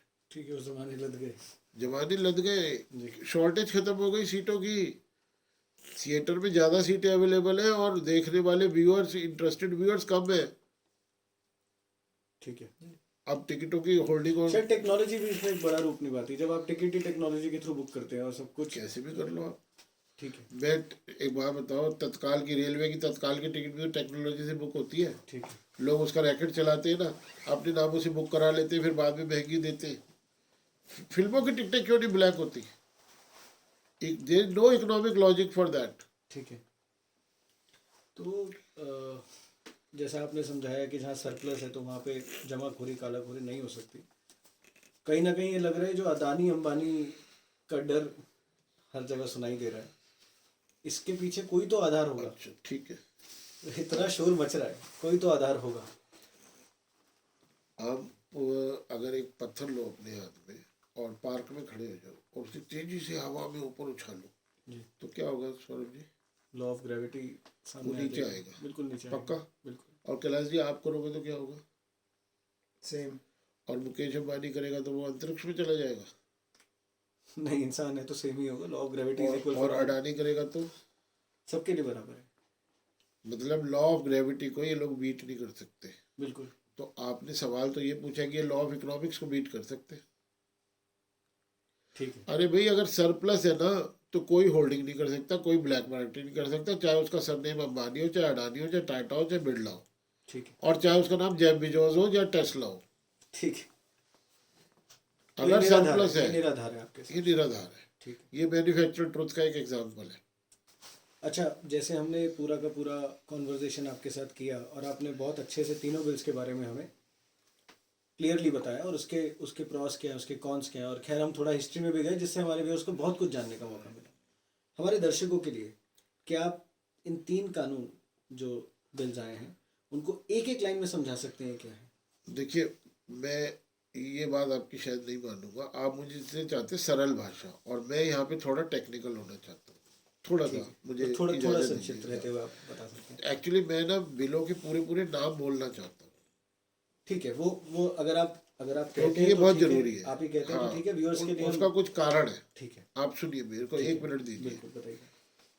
पहले बिल का नाम है the farmers produce trade and commerce promotion and facilitation act. Please note the emphasis on farmers produce, we are not talking of agriculture produce. Okay, क्या डिफरेंस है आसान भाषा में समझो? एग्रीकल्चर और हॉर्टिकल्चर अभी तक 2 अलग अलग चीजें नहीं है। ओके जो चीज आपके पेड़ों पे लगती है, जैसे सेब पेड़ों पे लगता है, जी। जिसे आप वानिकी कहते हो हिंदी में, ठीक है। उसे अंग्रेजी में हॉर्टिकल्चर कहते हैं। ठीक है। तो एग्रीकल्चर प्रोड्यूस और हॉर्टिकल्चर प्रोड्यूस में डिफरेंशियल ट्रीटमेंट होना चाहिए क्या? ठीक है। आप सोचोगे ये तो आप यार छोटी छोटी बातों की बात कर रहे हो। नहीं, हमारा जो साइंस कहता है, जो कृषि का फार्म साइंस कहता है, वो ये कहता है कि अगर किसान का जो खेत है ना उसकी बाउंड्री पे अगर पेड़ लगा दिए जाए तो उसकी जड़ें, पेड़ों की जड़ें गहरी जाती है, ठीक है। तो सॉइल में नमी मॉइस्चर ज़्यादा रहता है और फसल ज़्यादा अच्छी होती है। अच्छा।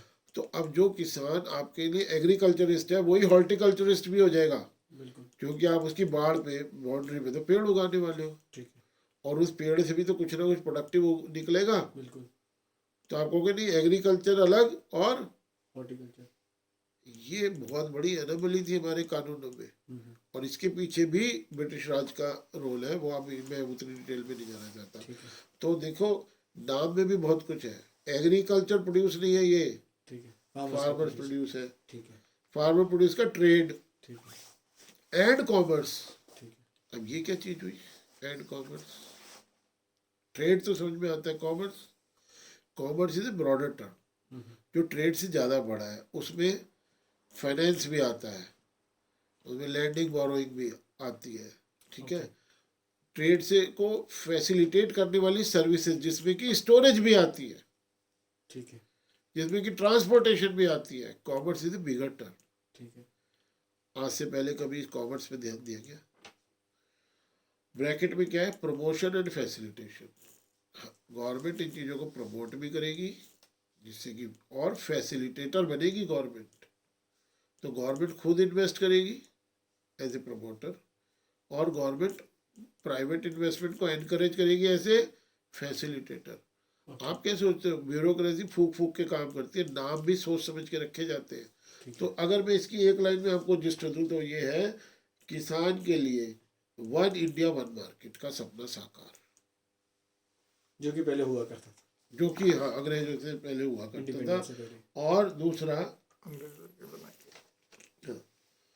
और अंग्रेजों के बनाए एपीएमसी के काले कानून से किसान की पूरी मुक्ति, पूर्ण मुक्ति, और वो भी बिना एएमसी को खत्म किए,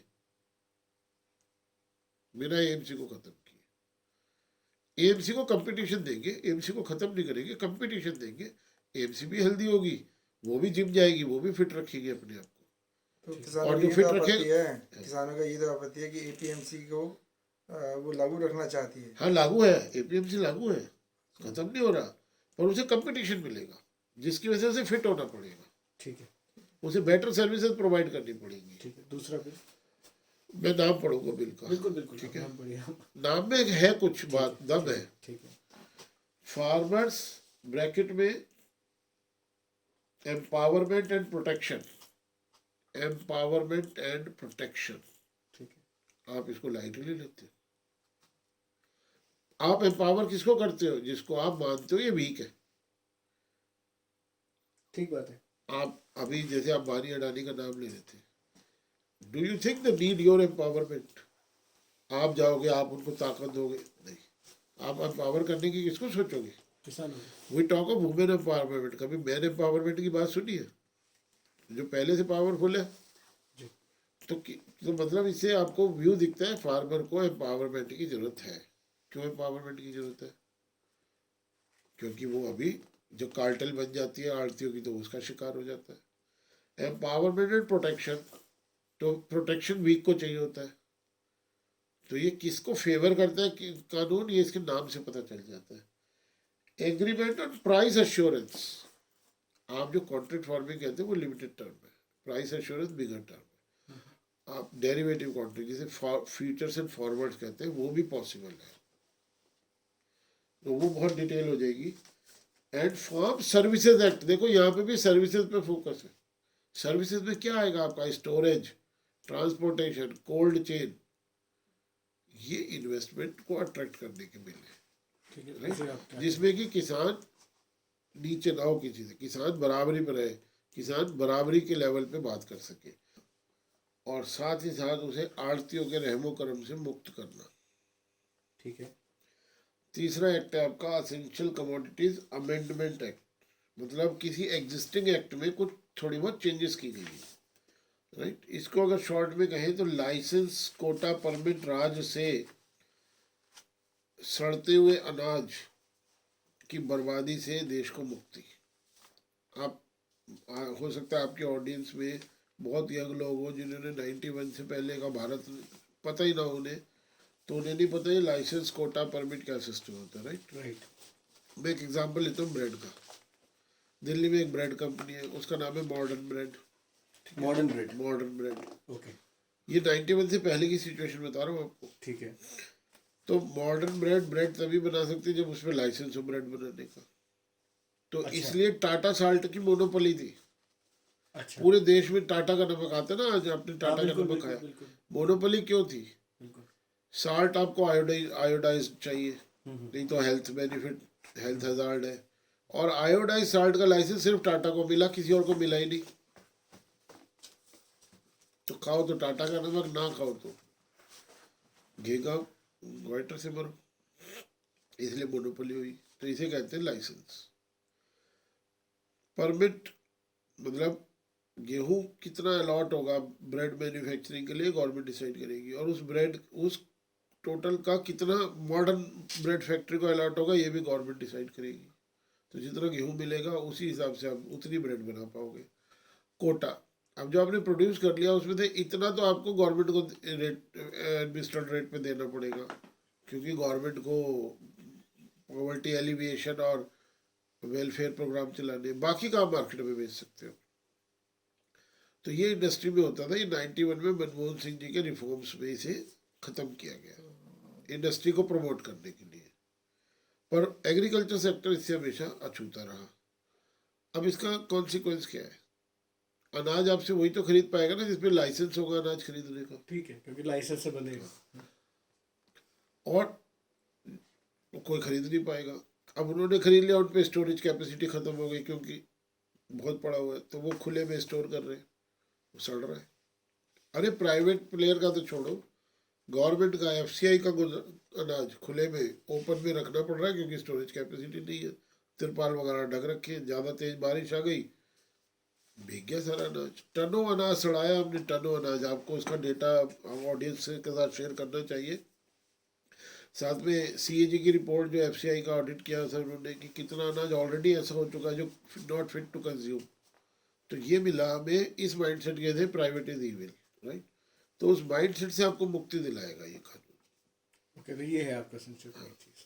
ठीक तो है। सर जिस तरह से आपने रिसर्च किया है और फैक्ट और फिगर के साथ में आपने किसान आंदोलन के मुद्दे को आसान भाषा के अंदर हमारे दर्शकों को समझाया, हमें समझाया, उसके लिए एक बार तहे दिल से धन्यवाद। मैं और मेरे सहयोगी सौरभ का इसके लिए बहुत धन्यवाद देते हैं। लेकिन फिर भी एक बात जो अभी अभी तक समझ नहीं आई वो ये कि भारत के किसान के मुद्दे पर हमें कुछ बाहर की आवाज़ें सुनाई दे रही हैं और उनका इसको इंटरनेशनल मुद्दा बनाने में या इस भारत के इसमें उनका क्या रोल है?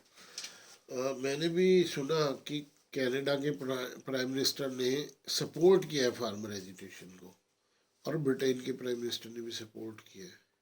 तो सर उनके साथ में कुछ तथाकथित और भी नेता हैं जो अपने आप को चमकाना चाहते हैं। तो ये तो एक बहुत ही अजीबोगरीब स्थिति है। इसको इंग्लिश में कहते हैं hunting with the hounds and running with the hare. शिकारी कुत्तों के साथ मिलकर शिकार करो और खरगोश को कहो मैं तेरी जान बचाऊंगा, तुम मेरे साथ भाग, और उसे ले जाओ और शिकारी कुत्ते के हवाले कर दो। आप सोचोगे मैं इतनी बड़ी बात क्यों बोल रहा हूँ फॉरेन डिग्निटरीज के बारे में। तो WTO वर्ल्ड ट्रेड ऑर्गेनाइजेशन जिसमें 165 मेंबर कंट्रीज है और इंडिया भी उसका मेंबर है, वहाँ काफ़ी लंबे समय से यूरोपियन कंट्रीज़, कनाडा और ऑस्ट्रेलिया, करीब 19 देशों का एक ग्रुप है, वो ये डिमांड करते हैं WTO में कि इंडिया को बोला जाए कि वो अपने मार्केट को खोले for import of agriculture produce, farm produce, fruits vegetables के लिए वो अपने मार्केट को खोले। ये इंपोर्ट ही नहीं करते पूरी दुनिया से कहीं से फ्रूट और वेजिटेबल, और जब इनकी ज़रूरत होती है तब तो कर लेते हैं इंपोर्ट, नहीं तो ओपन नहीं है मार्केट। ओके। इंडिया इसका विरोध करता है, और मैं इंडियन गवर्नमेंट की बात कर रहा हूँ, मैं किसी पार्टी सरकार की बात नहीं कर रहा। बहुत पहले जब कमलनाथ जी कॉमर्स मिनिस्टर होते थे मनमोहन सिंह गवर्नमेंट में, तब भी कमलनाथ जी ने वहाँ इसको अपोज किया है कि आपकी डिमांड गलत है। और हमारा लॉजिक ये होता है कि यूरोप में, ऑस्ट्रेलिया में, कनाडा में फार्मर्स को बहुत ज़्यादा सब्सिडी दी जाती है। उस सब्सिडी की वजह से उनका प्रोड्यूस सस्ता हो जाता है। ठीक है। ठीक है, और इसलिए नहीं कि वो ज़्यादा एफिशिएंट है, इसलिए नहीं कि वो ज़्यादा बढ़िया चीज़ उगाते हैं, उस सब्सिडी की वजह से वो सस्ता प्रोड्यूस अगर इंडियन मार्केट में आएगा तो इंडियन किसान तो मर जाएगा, क्योंकि इंडियन किसान को तो सब्सिडी मिलती नहीं है। तो उनकी रक्षा के लिए इसको विरोध, हाँ, इंडिया विरोध करता है। हाँ, तो हमें अपने फार्मर्स की चिंता है और इसलिए हम ये इंपोर्ट अलाउ नहीं करेंगे। ये हमारा स्टैंड है, कंसिस्टेंट स्टैंड है। पार्टी बदलती रहती है, सरकार बदलती रहती है, इंडिया का स्टैंड कंसिस्टेंट है। तो उसमें अभी रिसेंटली शायद 3 साल हुए या 4 साल हुए, इन्होंने कहा कि ये जो आपका MSP का सिस्टम है ना, वो एक तरीके की सब्सिडी तो है, वो इनडायरेक्ट सब्सिडी तो है। तो सब्सिडी कैंसिल हो गई, तो हम कोई स्पेशल ट्रीटमेंट नहीं दे रहे अपने किसानों को, आप भी दे रहे हो, अब आप खोल दो। तो इसके ऊपर एक स्टडी ग्रुप बना है WTO का, वो हमारे MSP सिस्टम को स्टडी करेंगे। पर इंडियन गवर्नमेंट टस से बस नहीं हुई है, वो हम इम्पोर्ट को नहीं खोल रहे। तो आज ये वही लोग कह रहे किसान सही है जो MSP का हाँ, विरोध जो करते थे। इंडियन किसान को मारना चाहते हैं, इंडियन किसान को फॉरेन कंपटीशन के सामने दबा देना चाहते हैं, कुचल देना चाहते हैं, वो आज कह रहे हैं कि हम किसान एजुटेशन को सपोर्ट करते हैं। और तो उनके ये पर्सनल तो बेशर्मी की हद है। उसका मतलब उनके पर्सनल इंटरेस्ट हाँ, है, इसकी वजह से उनके वो पर्सनल इंटरेस्ट है कि इंडिया के फार्म सेक्टर में अनरेस्ट आ जाए, इंडिया के फार्मर्स कुछ ऐसा करें कि जो है वो फार्मिंग छोड़ के इधर उधर उनका ध्यान बढ़ जाए, हमारा आउटपुट कम हो जाए और उनके इंपोर्ट के लिए रास्ता खुल जाए। ठीक है, मतलब आपने जिस तरह से WTO का भी एक नया चीज़ हमारे सामने रखी कि क्या हो रहा है, क्योंकि अभी तक ऐसा लग रहा था कि बड़ी चिंता है कनाडा के प्राइम मिनिस्टर को, ब्रिटेन के प्राइम मिनिस्टर को, और जैसा आप बता रहे हैं एमएसपी के विरोध में कनाडा है के वो प्राइम लोग, मिनिस्टर सब्सिडी के विरोध को में। कनाडा के सिटीजन्स की चिंता होनी चाहिए। बिल्कुल। चलिए ठीक है, बहुत अच्छा लगा आपसे बात करके। आप हमारे इस चैनल पर आए, आपने कई सारी बातों पर हमसे बात करी, आपने हर बिल के बारे में एक नया रुख दिखाया, और आशा ये करते हैं कि जिस तरह से आपने फैक्ट्स फिगर्स के साथ हमारी ऑडियंस को भी और हर एक व्यूअर को ये नई दिशा दी है, तो शायद ये किसान आंदोलन में जितने भी लोग लगे हुए हैं उनको इनसे कुछ सीख मिलेगी और शायद ये सही दिशा देगा। आशा करता हूँ आपका प्लेटफॉर्म सक्सेसफुल होगा, और आपको बहुत बहुत धन्यवाद कि आपने मुझे मौका दिया। अगर आप भी भारत के किसानों का गोल्डन फ्यूचर चाहते हैं तो कृपया लाइक, शेयर, सब्सक्राइब करें। क्योंकि सच फैलाने से ही फैलता है। अगर आप सच नहीं फैलाएंगे तो झूठ तो फैल ही रहा है। नमस्कार। धन्यवाद।